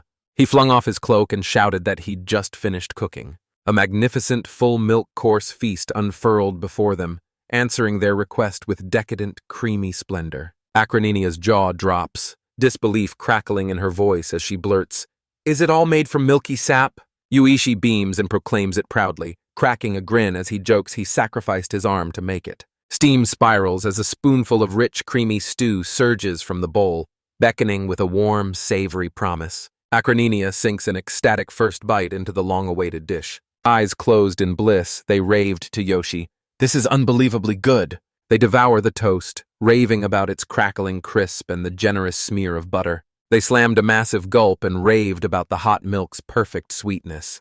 They exhale, contentment spilling free as Yoichi looks on with a gentle smile. He explains he pulled out all the stops because they said they liked his place. Akarania's cheeks flared as she sputtered, "No, it's not that kind of like." Tears stream down their faces as they confess, voice cracking with aching sincerity, "I really do love this tavern." Yoichi spots the tears and asks, "Are you crying?" They choke out, "It's only for you." Okano flips the tavern sign to open, and the day roars to life. She edges to the door, peers through the crack, then releases the latch with a soft click. Two early patrons swoop up to Okano and fire off, "Is there a table for two?" She shoots them a cryptic look and murmurs, "Let the people inside have a moment first." Okano presses a finger to her lips, ordering them into silence. The three of them slipped around the corner, eyes locked on the tavern's main room. One man leans close and whispers, "Is Yoichi making a girl cry?" Then snaps that it's different. The scene blazes into a sun-drenched memory of a young girl named Sephi. A voice cut through the silence. "You're exhausted. Take a short break." A weighty basket of round fruits plunked down, landing with a soft, satisfying thud. Young Sephi beams a bright yes and bolts up the grassy hill toward her family. Sephi explodes awake from the dream, a sharp gasp ripping out as her eyes snap wide open. She lies awake as birds pierce the dawn with frantic chirps. Akarania sleeps soundly beside her. Only her blanket whispered, slicing the hush of the spare, silent room. Downstairs, a voice cracks open a pulse-pounding tale of a scorpion's attack. Akarania flings her arms, eyes wild, feverishly describing a monstrous scorpion with massive claws. Yoichi shrugs and wonders aloud if it's edible, as Akarania keeps weaving their tale. They whirl to their friend, voices buzzing, and practically beg Sephi to confirm. Sephi exhales a heavy, melancholic sigh, swallowed by her own thoughts. A single prompt rips her out of the trance and she snaps, "What are you talking about?" Akaranania's eyes blaze as she begs her to relive every thunderous moment of their epic clash. Yoichi tensed, watching the two friends trade jagged, disconnected words. Akarania hisses to Kano, eyes alight. Seeing Sephi actually slow down is practically unheard of. Yoshi teases that maybe it's lovesickness. Akarania scoffs and flat-out denies it. He drops the true diagnosis. Sephi is drowning in homesickness. He reveals she bolted from home after her brother married, driven out by a crushing sense of unease. A single letter from her sister-in-law lit the fuse and set everything off. Ever since she read that letter, she's been dragging through days, slow, shut off, and a million miles away. Akarania snaps, "Why won't you take me back home for a visit?" Sephi snapped, "I'm fine. I'm not a child anymore." Akarania stepped up to draft the reply, only to be gently rebuffed. Yui admits she's only wearing a brave mask. He isn't pretending. She calls for another round of adventurer's ale, yanking the conversation off the subject. Later, Okano swoops in beside the crestfallen Sephi and extends a fresh refill of milk. Okano leans in, worry knifing his voice as he asks if Sephi's stomach hurts while she looks distinctly unwell. Sephi reaches out, squeezes her hand, and smiles. "I'm okay, just hit by a warm wave of nostalgia." She freezes, hunting for the exact words to tame the storm roaring in her chest. Sephi grins and blurts to Okano, "Don't you ever wish you could sink your teeth into your dad's cooking?" Okano explodes with excitement, shouting she'd love to devour Tan and Finn. Sephi's voice tightens. "Nostalgia is when a beloved food exists only in memory," Sephi murmurs, barely audible, confirming this is exactly how she feels right now. Yoichi Saiza's face went cold. He realized his friend's despair ran deeper than he'd thought. He turns away, jaw like granite, and admits he knows that feeling to the bone. He swears he craved plain white rice and steaming miso soup like a lifeline in those first days. It hits him. He can't go back, but Sephi still has a chance. Burning with new resolve, he vows to give Sephi a taste of home. Akarania bellows its staples, bread, potatoes, and pickled vegetables. Yoshi scoffs, waving it off as mere standard fare. No true taste of home. Akarania flashes back to the mouth-watering local fruit they used to devour. They revealed Sephi's family runs an orchard, so she had it practically on tap. Yui implores them, voice trembling, "Does anyone know the name of the fruit I miss so much?" He uncovers the pear-like fruit, yugu, inside a specialty encyclopedia. Dread curled in his gut the moment he realized the harvest was 6 months away. Sephi's impatience crackled in the air, and he knew she couldn't wait that long. He barrels into the market beneath a bright, cloud-streaked sky, hunting for a solution. His usual supplier shakes his head, voice thick with regret, and delivers the blunt truth. They don't carry that fruit. The supplier thrusts a gleaming sunfruit at him, and Yoshi recoils, snorts, and shoves it back, too sour for him. The supplier froze, stunned. The word apple meant nothing to him. The supplier freezes for a heartbeat, then his mind snaps to a fruit that tasted the same. He jabbed a finger and demanded, "Yoshi, have you ever heard of the rare moon fruit?" The supplier grins and reveals it's a mouth-watering, honey-sweet fruit plucked from the twisting depths of the labyrinths. Yoishi's stomach dropped when he recognized the ingredient. Labyrinth bread. He snapped that it's not something you eat on a whim. The vendor leans in and explains the moon fruit's treachery. Rock hard the moment you pluck it. It only softens if you hide it away in the shade to ripen. He paints the fruit sprinting against the full moon, its flesh rotting as green shoots burst from its core. The vendor cackles, declaring that sinking your teeth into a perfectly ripened moon fruit is nothing but pure luck. Against the long odds, Yoshi steels himself and files a formal request for the fruit. Grinning warmly, the vendor demands payment for the priceless knowledge he guards. Moments later, Yoshi spots Akarania and asks them to grab the fruit. He cradles the moon fruit he procured, pulse quick as he drinks in its pear-like curve and the faint otherworldly glow shimmering across its skin. He lunged to slice it, but his blade skidded off flesh that refused to give, as hard as an unripe persimmon. This fruit lives a bizarre life cycle. Its ripening is a roll of the dice, happening only when luck smiles. Sukano's curiosity flared. She begged to taste the fruit as Yoichi turned the slice over, studying it like a secret waiting to be unlocked. Yoshi bites down and his face snaps into a grimace of disappointment as the awful taste slams into his mouth. He determines it's not bad, but the fruit strikes with a raw green bite, clearly unripe. Akarania urges them to chill the fruit, convinced the cold will unlock every drop of sweetness. Yoichi even considers cooking the fruit, daring the heat to coax out its hidden flavor. Okano snapped. Freezing it or cooking it didn't coax a single drop of sweetness from this fruit. He sinks his teeth into the salad. A crisp snap explodes under his jaw, and he knows right away this isn't the taste of Sephi's hometown. Yoichi can't sit still. He bolts out to unearth every secret about the mysterious moonfruit. We plunge into a bustling town street, teeming with life and framed by charming half-timbered buildings. As they walk, Okano slams her finger out and pins her father's gaze on something in the crowd. Yoichi tracks her gaze and catches sight of Yugu and Sephi peering into a shop window. Hunkered in a shadowed nook, Yoshi and Okano zeroed in on the two rookie adventurers. Inside the toy shop, Yugu hoisted a scruffy stuffed animal like a tiny white flag, desperate to wrest a smile from Sephi. Yoishi's voice dropped to a whisper, as she wondered if a stuffed toy could really be an appropriate gift for someone Sephi's age. He ripped into the gorilla doll choice, sneering that Yugu could have grabbed something far cuter. He leans in, eyes gleaming, and reveals to the curious Okano that a gorilla is an animal that adores bananas. Say bananas and Yoichi freezes, swallowed by a sudden deep hush as thought takes over. A thunderbolt of realization slams into him. Bananas are always plucked green, still unripe. He remembers plants unleashing hormones that send nearby fruit racing into ripeness. Pack unripe bananas with the right fruits and ripening kicks in while they travel. They arrive at their destination to find the bananas transformed into blazing yellow, perfectly ripe and ready.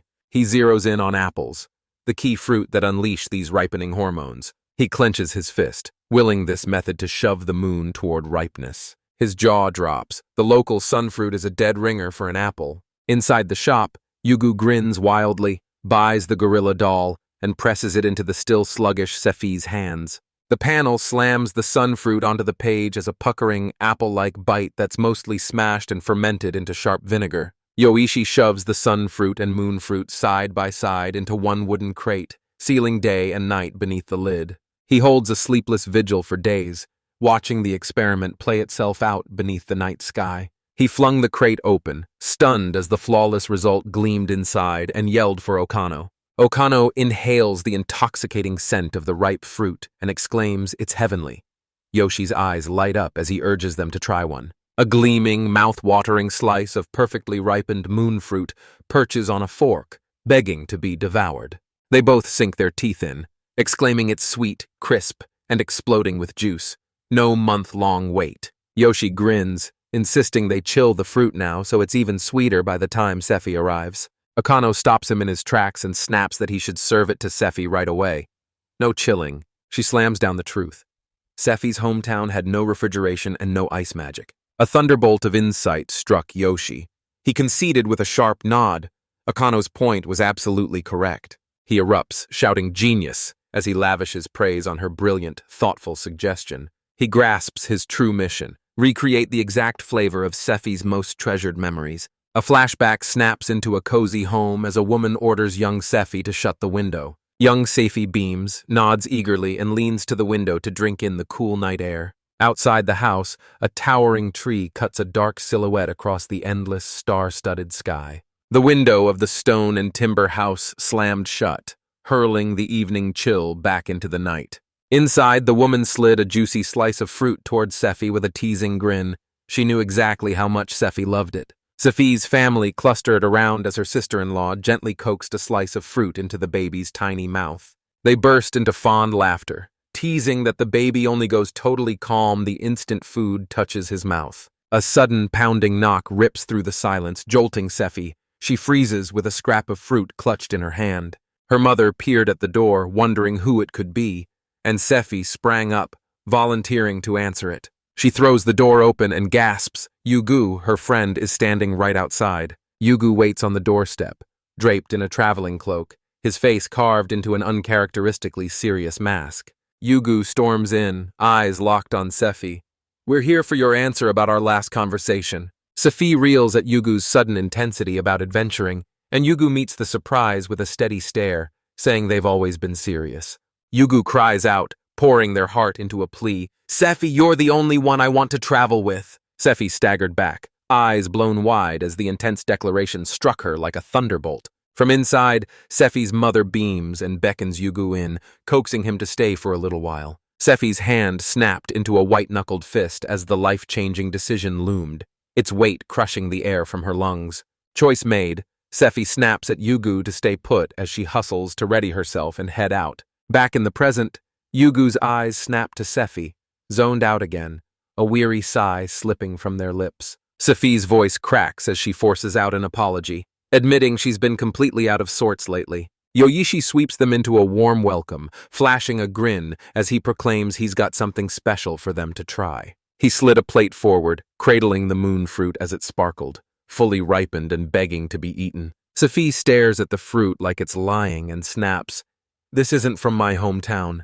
Yu explains he'd been counting on that taste to slam her back to a memory of home. Doubt coiling in her gut, Sephi lifts the offered fruit to her lips and braces for a tentative bite. She presses the gleaming fruit to her lips, its skin whispering a soft scrape.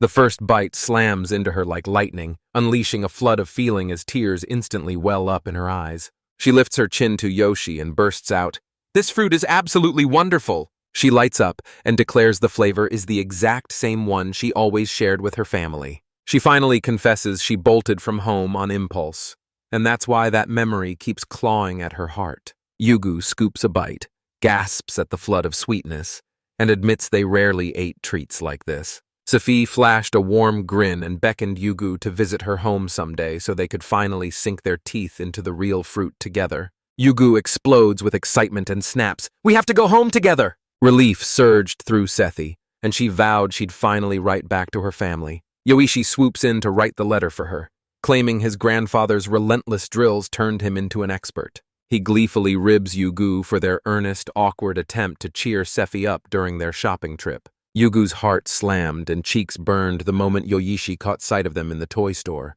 Sephi explodes with a heartfelt "thank you," while Yugu shrugs it off with a bashful grin. Yoichi throws up his hands, admitting he can't fathom Yugu's bizarre taste in gifts. Yugu whirls to Sephi, eyes bright with hope, and pleads, "Don't you think this gift is adorable too?"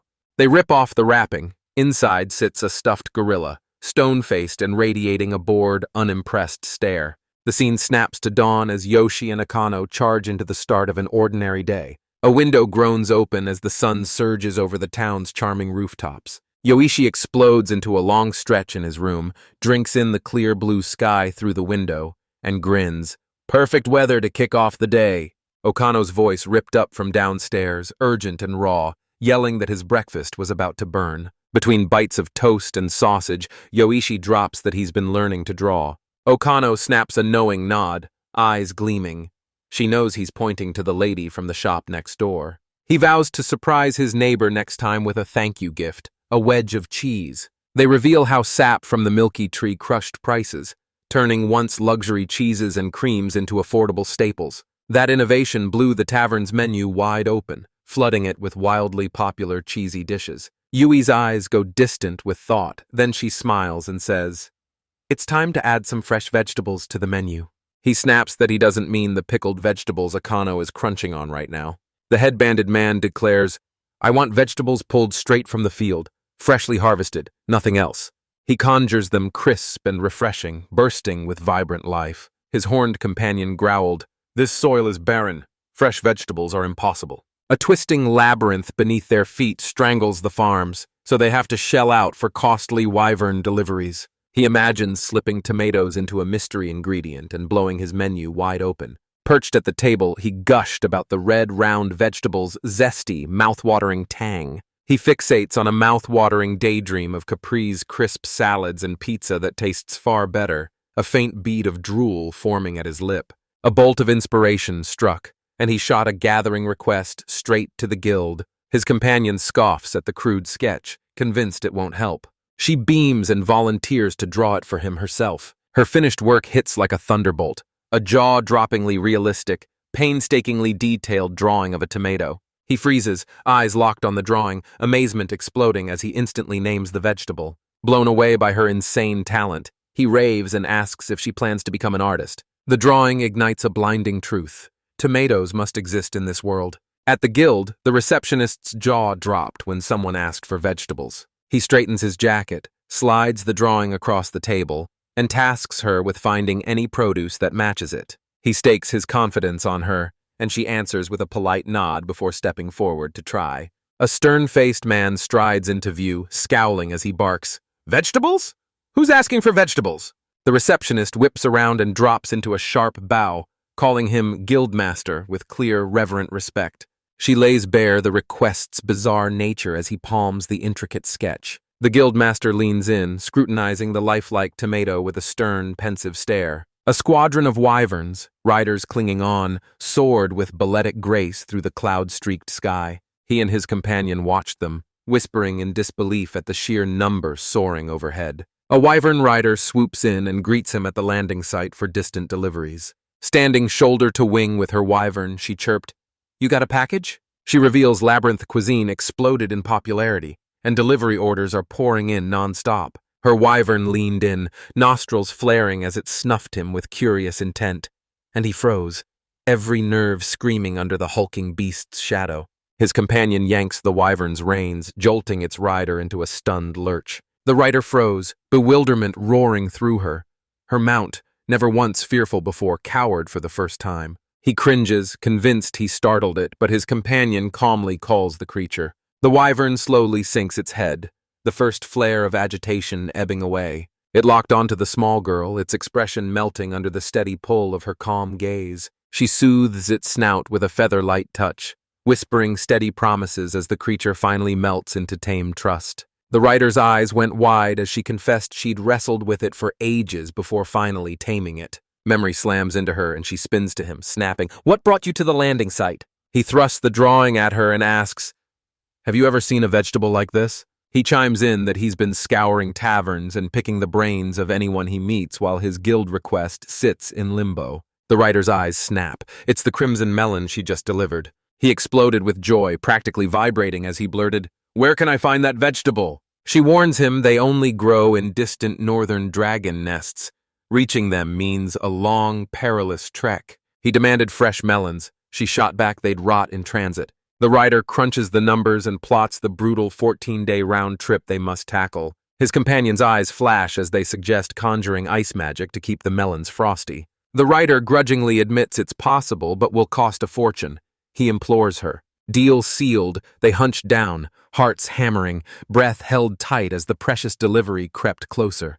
The long-awaited crimson melons finally rolled in, and they were all limp, waterlogged, a soggy betrayal. He drops to his knees beside the basket, voice breaking as he chokes out that even magic couldn't save them. He snatches one up and inspects it, only shriveled, not rotten. He chomps down, gags at the horrid texture, and the tomato hit lands undeniable in full force. He hunched over the readouts, parsing the mixed fallout of his expensive experiment, then chose with cold, deliberate precision. He bit into the fruit and a strange, blissful warmth ignited in his stomach. He muses, a wicked grin curling.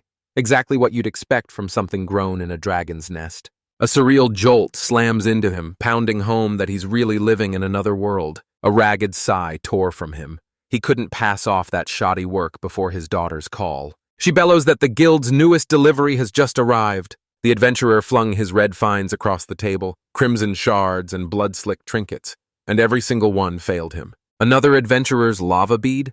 It's a volatile alchemical reagent that scalds blood into steam. Swamped, he buries his head in his hands, frustration burning as his daughter calls his name. She lifts the slice like a trophy, eyes blazing, and begs to try growing the seeds herself. Her question about seeds ignited a fresh, unexpected spark of hope inside him. A shovel slams into the patch of earth, carving a hollow poised to cradle fresh seedlings. She'll serenade the soil and spin stories to coax the seeds into bursting into life. He warns her sharply, "Don't get your hopes up. The soil's too poor to yield anything." She flashes a sharp grin and declares the local labyrinth's weeds are thriving like they own the place. They figure the labyrinth's plants pulse with a ferocious life force. A few days later, she drops to her knees beside a fragile seedling and belts out a rousing hymn of praise. The plant has shot upward, but its leaves sag, wilted and sickly. He zeroed in.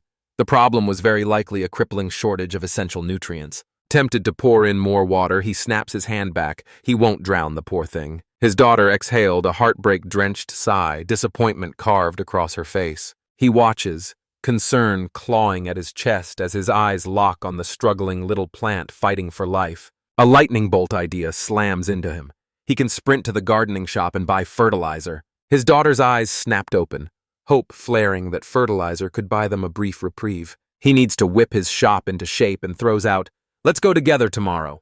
Her gaze turns to steel as she declares she'll go to the shop alone. She explains, voice ragged, that if she doesn't sprint now, the plant could shrivel into dust. He recoiled, heart slamming at the thought of sending her on an errand alone. He steels himself with the belief that smothering her will strangle her growth. He exhales, steels himself, and vows this will be part of her education. He jabs a finger on the map and fires her directions to the gardener's shop at the town's edge. He snaps, voice low and urgent, "Don't follow strangers and count every coin before you walk away." She orders her dad to stay and prep the shop for opening. He watches, parental pride swelling in his chest while worry claws at his gut. Declaring she won't wait, she kicks off her first errand. She weaves through the bustling street, a tiny lone figure swallowed by the crowd, nerves prickling with every step.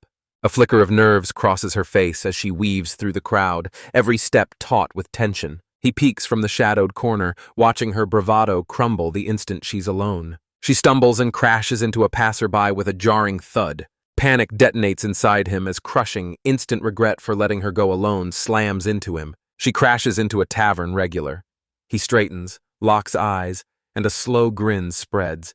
He recognizes her. He grins wide and lauds her for running the errand solo, teasing that she pulled it off like a fearless kid. He roars that she's tougher than him and will be just fine. He tosses out a promise of a free drink next time, blindsiding the hidden father. A radiant smile explodes across her face as townsfolk rush forward, greeting her with warm, familiar voices and open arms. An older woman's eyes ignite with admiration as she watches her tackle every errand all by herself. Someone else blurts that her features make her impossible to miss. She beamed at the friendly adventurer and declared she's heading straight for the gardeners. Her face bursts into a confident, radiant smile as the last flicker of nervousness fades away. She strides through the welcoming crowd, her long hair and tail whipping behind her.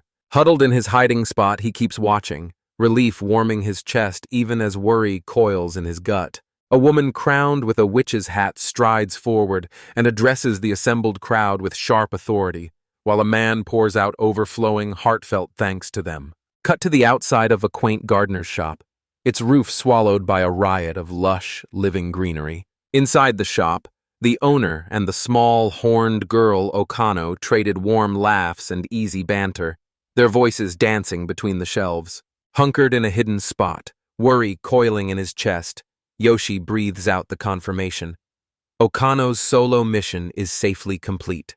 The kind-faced gardener beams, sliding a little bonus into Okano's hand to reward her hard work. Akano's eyes snapped wide, wonder pouring out as she drank in a magnificent sunflower blazing bright yellow. She presses the flower into Akano's hands with a grin, urging her to use it as decoration. Akano's face lights up and she eagerly accepts. Peering in secret at the exchange, Yoichi felt fatherly pride surge through him for his thoughtful daughter. Certain his fretting was wasted, he shakes it off and races back to prepare the tavern. Children's laughter erupts, yanking Yoshi to a halt as his gaze snaps to the sound. A pack of rowdy boys barrels through the yard, one sneering as he goads another about a mud ball. He bellows a dare, whipping his friends into a single savage onslaught, urging them to all attack him at once and igniting total chaos. Mud balls whistle through the air as Okano steps headlong into the fray, utterly serene, cradling and admiring her new flower. Yoichi rips out a desperate warning as a projectile tears through the air, hurtling straight for Okano and her precious gift. A last-second deflection sends the mud ball careening harmlessly away in a wild spin. Then it slams into the ground with a heavy thud. Okano's thick tail snapped around at blinding speed, smacking the projectile out of the sky. The boys froze, eyes wide and breath held. Did a sudden gust of wind just slam through? From his hiding spot, Yoshi freezes, breath ripped away as the truth crashes over him. She never needed his protection. Akano's face snaps into alarm as she drops her gaze and feels a cold jolt. Something's wrong with her flower. Yoichi's breath rips out of him as he stares at the precious gift from her first errand, now shattered on the ground. Her lower lip quivers and her guardian flinches, certain she's about to burst into tears. Kano looms over the sunflower's severed head, lying on the cobblestones. She drops to her knees and gently cradles the fallen stem from the soil. Sadness drains from her face and fierce determination flares as she clamps the two broken pieces in her hands. She rips a strip from the fertilizer bag she just bought with a single fierce yank. Peering from behind a crate, Yoichi froze, eyes wide as she stood utterly baffled by her sudden, shocking actions. She grinned, triumphant, and declared the job finished after jury-rigging a splint to save the snapped stem. She flashes a small, knowing smile and summons her hidden guardian to walk her home at her side. Staggering under the weight of her resourcefulness and kindness, Yoichi explodes into tears, pride and pure joy pouring out. He chokes on a quiet sob, awe exploding through him at how she's become so kind and clever entirely on her own. Her brilliant solution slams into his mind. It's grafting, the farming art of splicing plants together. A pensive, calculating glint snaps into his eyes as a brilliant idea sparks to life. He remembers. Grafting's the go-to trick growers use to coax citrus trees to thrive. His eyes lock onto a sprig of labyrinth weed, and suddenly every piece of his plan snaps into place. He bursts back and finds Okano at the door. She pins him with a sharp look and asks, "Why are you so out of breath?" He slammed his hand down and roared they had to feed the wilting crimson melon plant with the new fertilizer this instant. He rips a sprig from the plant and inspects it. Proof slams into him. His hunch about its nature was right. He sniffs the plant, grins, and snaps. It smells exactly like labyrinth weed. They've got to be related species. He implores Okano to let him snip a cutting from her now thriving plant for an experiment. The illustration slams the truth. Grafting is transplant surgery for plants. One stem is fused to another until they heal and grow as one. Watch as they graft a sweet, fragile branch onto a sturdy, disease-resistant rootstock, marrying delicate sweetness to ironclad strength. He crouches, eyes locked, and grafts a crimson melon branch onto the labyrinth weed's twisted, knotted roots. Raking a nervous hand through his hair, he blurts out he has no idea whether the experiment will work. 20 days later, the newly created hybrid plant exploded into life, flourishing as its branches sagged beneath a cascade of brilliant, vibrant fruit. Yoshi and Okano gaped, voices exploding as they cried out that their plant was bearing fruit. Yoichi hails the labyrinth weed's ferocious vitality as the engine that made the plants explode into life, growing fast and thriving. Okano zeroes in on the new fruits, tiny, adorable cherry tomato orbs, and her fingers twitch because she's dying to taste them. Several freshly washed mini-melons glitter, crowding a wooden cutting board. They bite into the new fruit, and their eyes go wide as a crisp, refreshing burst explodes across their tongues. Yoichi scowled. It lacked the original's warming kick, and he was already scheming to try dragon leaves in the next experiment. A flashing info box slams down the name, Mini Crimson Melon, the perfect crop. In his kitchen, Yoshi paces, eyes blazing, desperate to decide which mouth-watering new dish they'll whip up first with the ingredient. He grins, convinced it'll explode with flavor raw, sizzle into perfection when sautéed, or melt into a velvety sauce when mashed. His first idea burst onto the menu. A fresh, simple Capri-style appetizer of crimson melon and cheese. Devour a hearty crimson melon meat pasta, smothered in a luxuriously rich cloud meat sauce. He conjures fresh sandwiches dripping with moonfruit dressing. Perfect, irresistible take-home treats. The tavern sign swings into view, its ramp glowing brightly as evening's business roars to life. A mustachioed patron gasped, jaw dropping at how shockingly divine that blood-red pasta looked. Yoshi flashes a calm grin and cuts through the rumors. The vivid red sauce is made from crushed crimson melons, not blood. The patron's jaw drops as Okano, chest puffed with triumph, declares she grew the melons herself. The man pleads, voice strained, warning Yoshi he might be pushing the little girl past her limits. Guilt stabs Yui, and Okano instantly snaps that she's perfectly fine. A triumphant grin splits her face as she proclaims her newfound independence. The tavern explodes in thunderous applause, the rafters trembling as everyone cheers for Okano. The patrons roar that she's grown up overnight, ribbing Yoichi for tearing up like a proud father. An older patron leans in and launches into a raw, gripping tale about his adult daughter's questionable choices. He swears that in a parent's eyes their child never grows up.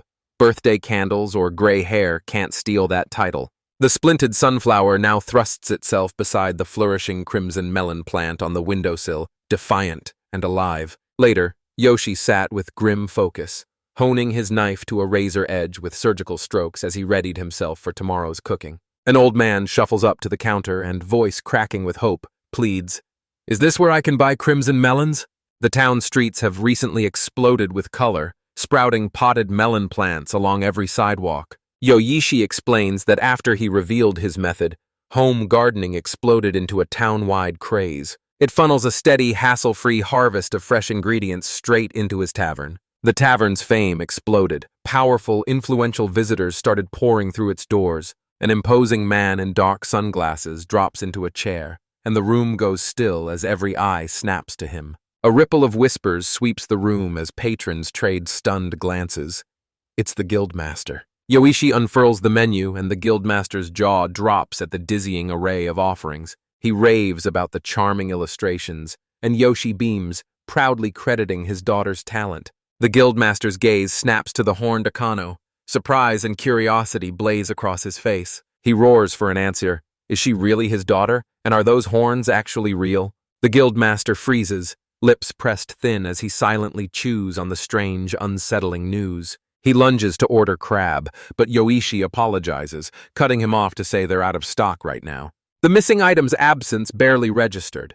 The Guildmaster waved it off and commanded the recommended course and a generous carafe of wine. He launches into his meal, dissecting the marinated crimson melon and bonefish bite by bite with surgical precision. He zeroes in, dissecting the tender, juicy mushroom meat hamburger steak as its refreshing sauce shimmers. Finally, he sinks his teeth into the soft stone walnut bread, savoring every tender bite as the sweet dipping sauce pulls the flavors into perfect harmony. Yoichi mentally bookmarked it. This rock-solid, razor-sharp review was exactly what he'd expected.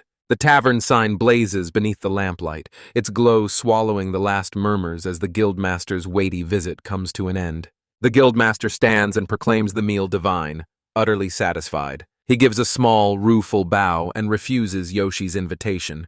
He won't return and ignite a needless fuss. Inside, the staff couldn't stop whispering that the tavern's patrons had gone eerily silent the entire time he was there. The Guildmaster blurted he'd come to see the establishment now run by the previous owner's successor. Yoshi's jaw drops when he discovers the old man was hailed as a savior by hungry adventurers. They called him a legendary survivor. He spurned the Guildmaster's crown and opened a tavern instead. For the first time, the truth slams into Yoshi. His predecessor was a living legend. The Guildmaster snaps the conversation to Yoshi, leaning in and demanding to know why he chose to seize control.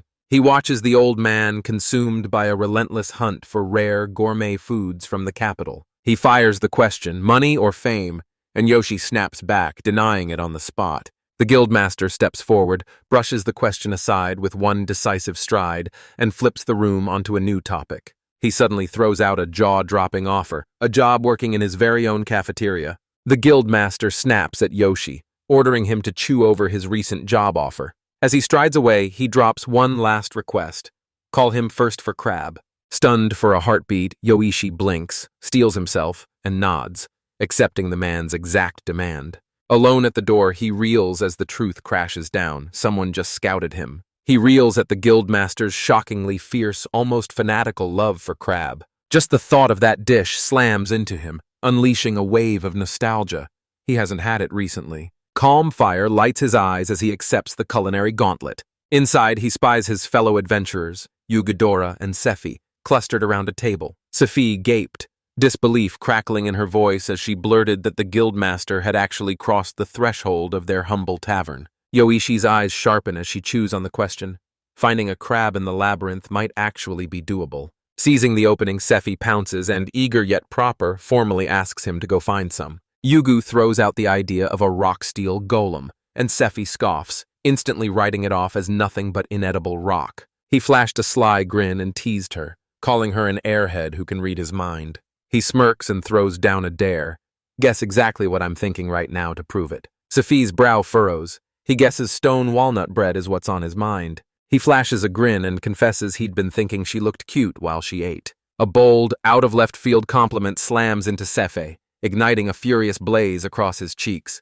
Watching them, Yoshi grins and mock-scolds Yugu for his shameless flirting. It hits him. The dynamic he once saw as sibling-like is actually romantic. He shrugs their banter off as none of his business and strides away. A fellow adventurer, Akarania, blindsides Yoichi out of nowhere and fires the question straight at him. What kind of girl do you like? Blindsided, Yoshi snaps, demanding to know why they're prying into something so personal. He blurts that he's never once spared a thought for it. Akarania raves about the pizza, and Yoichi smirks, guessing he's into anyone who savors their food. The adventurer leans in, asking his take on strong women, but Yoshi erupts into a passionate, mouth-watering ode to his sauce. Akarania cuts him off cold, snapping that they're sick of hearing about cooking. Then they roar that strong women are absolutely superior to weak ones. A few days later, an adventurer storms back with a bag, triumphantly shouting that the hunt was a success. They hauled it in and froze. A hulking, spike-armored mud crab, claws snapping and menace pulsing from its shell. Yoichi remembers those crabs flailing in frantic death throes and wrecking the meat. He snatches a sample and plunges it into the roaring pot to test its quality and flavor. He prodded the crab with a tiny fork, stole a tentative bite, then appraised the meat with the ruthless focus of a seasoned critic. He jerks back, disgust flooding him as the meat hits his tongue, watery, tasting like mud, utterly wrong. The cook snarled that even veteran adventurers can't slay it cleanly. A battered info panel exposes the notorious mud crab, whispered by locals as the immortal crab. Yoshi's memory snaps to a legend of a cursed sword that snuffs out anyone with a single strike. He grits his teeth and admits he can't pull off that level of devastating power himself. A new plan exploded into his mind. He had to find a way to kill it without breaking a sweat. The adventurers nail the next mission and storm back to him, a live specimen in tow. In a huge wooden tub, a live mud crab churns the water, bubbling like a coiled, snarling threat. His daughter, Yukina, squeals at how cute it is, and Yoichi snaps, reminding her it's their dinner. A sudden strategy blazes in his mind. Maybe severing a few legs will be enough. Yukina leans closer. Her certainty crumbles. Up close, the spiky creature is downright terrifying. Out of nowhere, Yukina's resolve erupts. She stuns everyone and steps up to do the deed herself. She rips a leg clean off. The crap erupts, thrashing wildly and flinging water in every direction. Yoshi and Yukina bolt in cartoonish panic, tumbling and shrieking as the creature thrashes wildly behind them. The crab collapses at last, bloodied and broken, its wounds claiming its life. A quick bite rips the illusion away. The thrashing left the meat tasting foul. A cold, dangerous plan sparks inside him. Take sleeping medication to slip into a quieter, more peaceful death. The idea explodes in their faces, birthing a new, just as revolting flavor. He unleashes a surgical, pinpoint nerve strike, and it bulldozes through, refusing to shut down. Yukina snaps, voice sharp. The muddy smell's gone, but that gross, stress-soaked taste still clings. Yoshi snaps and roars, raw frustration exploding at that impossibly annoying crab. Yukina locks eyes with her father, voice calm as ice, and declares she has an idea she wants to try.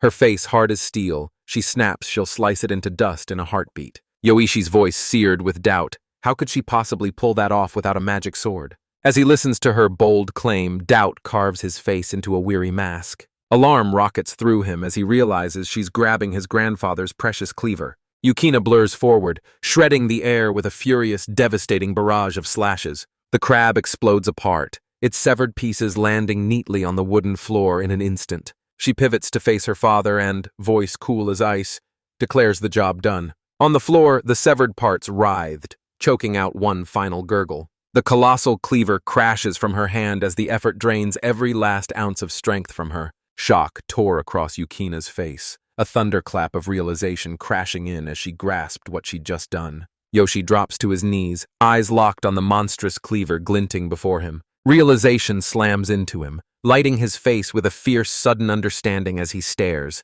He clutches the knife to his chest, feeling it's the old man's most treasured keepsake. Yukina edges toward him, breath hitching as curiosity snaps awake at the knife's uncanny gleam. A lightning impulse explodes through her. She snaps her hand out and grazes the blade's gleaming razor edge. Yoichi settles a wide, comforting palm atop her head, freezing her mid-motion. He snaps her to attention, gaze like steel and face stone cold as he prepares to deliver a lesson. With icy calm, he warns her knives are deadly and must never be grabbed. He presses a worn keepsake into her palm, voice cracking as he says it's his grandfather's and begs her to care for it too. Guilt rips through Yukina for her carelessness. She drops her eyes to the floor and whispers a broken, "I'm sorry." He grins and declares everything's fine. Their blacksmith friend will hammer it back to life. He leans in, offering to teach her how to wield a knife. She pulls back and refuses, her no barely a whisper. Her voice breaks with a raw, heart-wrenching, "I'm sorry," as she whirls on her heel and bolts away from him. Yoichi is left alone, weariness crushing his shoulders and resignation carved deep into his face. He exhales a ragged sigh, muttering to his grandfather's memory that raising children is crushingly difficult. His eyes snap to the twitching crab pieces and he lunges to scoop them up first. He finally cracks it. A breakthrough slams into him and the simple method he'd ignored was staring him in the face. The answer to his culinary problem hits like a thunderbolt. The boiled frog method. A crisp diagram rips the veil off the science of slowly heating water, laying out each step like a blueprint. He places the crab on cool, wet sand and watches it sink into absolute, peaceful stillness. He inches the heat upward, gentle and deliberate, letting warmth settle over it to deliver a calm, stress-free death. His efforts forged a magnificent, mouth-watering feast of mud crab dishes. The Guildmaster bites into the sashimi, his eyes snapping shut as bliss floods his face and he savors every delicate slice. His eyes light up at the firm, flavorful meat. He's convinced it must have been imported. Yoichi beams, pride blazing in his eyes, and declares he's finally figured out how to prepare the local mud crabs. The Guildmaster locks onto him and calls it, he used the sly boiled frog trick. He gawked, disbelief blazing. Someone had cooked dungeon ingredients to absolute perfection. He lifts a hollowed-out crab shell to his lips and downs a savage swig of alcohol. He lets out a satisfied sigh as the drink's singular, explosive flavor floods his senses. He hails Yoichi as a professional chef who alchemizes inedible scraps into mouth-watering dishes. He prods Yoshi, voice edged, demanding whether he's given any thought to their earlier discussion. Embarrassment blindsides Yoshi for a heartbeat. Then his eyes snap wide as the Guildmaster's job offer hits him. He forces out an apology, shaking his head. "I simply can't accept this generous offer." The Guildmaster snaps, demanding he remember why he started running this tavern. Yoichi sweeps the room, meets his patron's gazes, and declares, "All I want is for you to eat good food." The patron joins the cry, determined to show everyone that food can be playful and utterly mouth-watering. Okano casually drops that her blade bears a jagged chip, a tiny scar that screams her life is way wilder than anyone would guess. Elsewhere, a patron proclaims the local blacksmith a fiercely dedicated old-school craftsman. His companion's voice slices the air. "Didn't the rumor say Dog used to be an adventurer?" The first patron scoffs, hurling "liar" at Dog and tearing into his wild minotaur tales. Scarfing the final bite, the Guildmaster vowed he'd be back, if there's more crab to be had. Yoshi watches the important guest depart, a warm, knowing smile curling at his lips. He vows to the departing man they'll be waiting, breathless with anticipation for his next visit. After the intense interaction, he clutches a stool and unleashes a long, shuddering sigh of relief. Wiping down the tavern, he felt the weight. Every dawn dropped a fresh gauntlet at his feet. Peeking through the doorway, Okano freezes as a tiny voice slices the silence, yanking a shocked gasp from his throat. She steps forward, resolve as sharp as a blade, and declares she still wants him to teach her knife skills. Yoshi staggers, exhaustion carved into his face, and the cruel truth hits. His long, chaotic day isn't over yet. He kicks off the lesson, steady-handed, guiding her fingers into the perfect grip.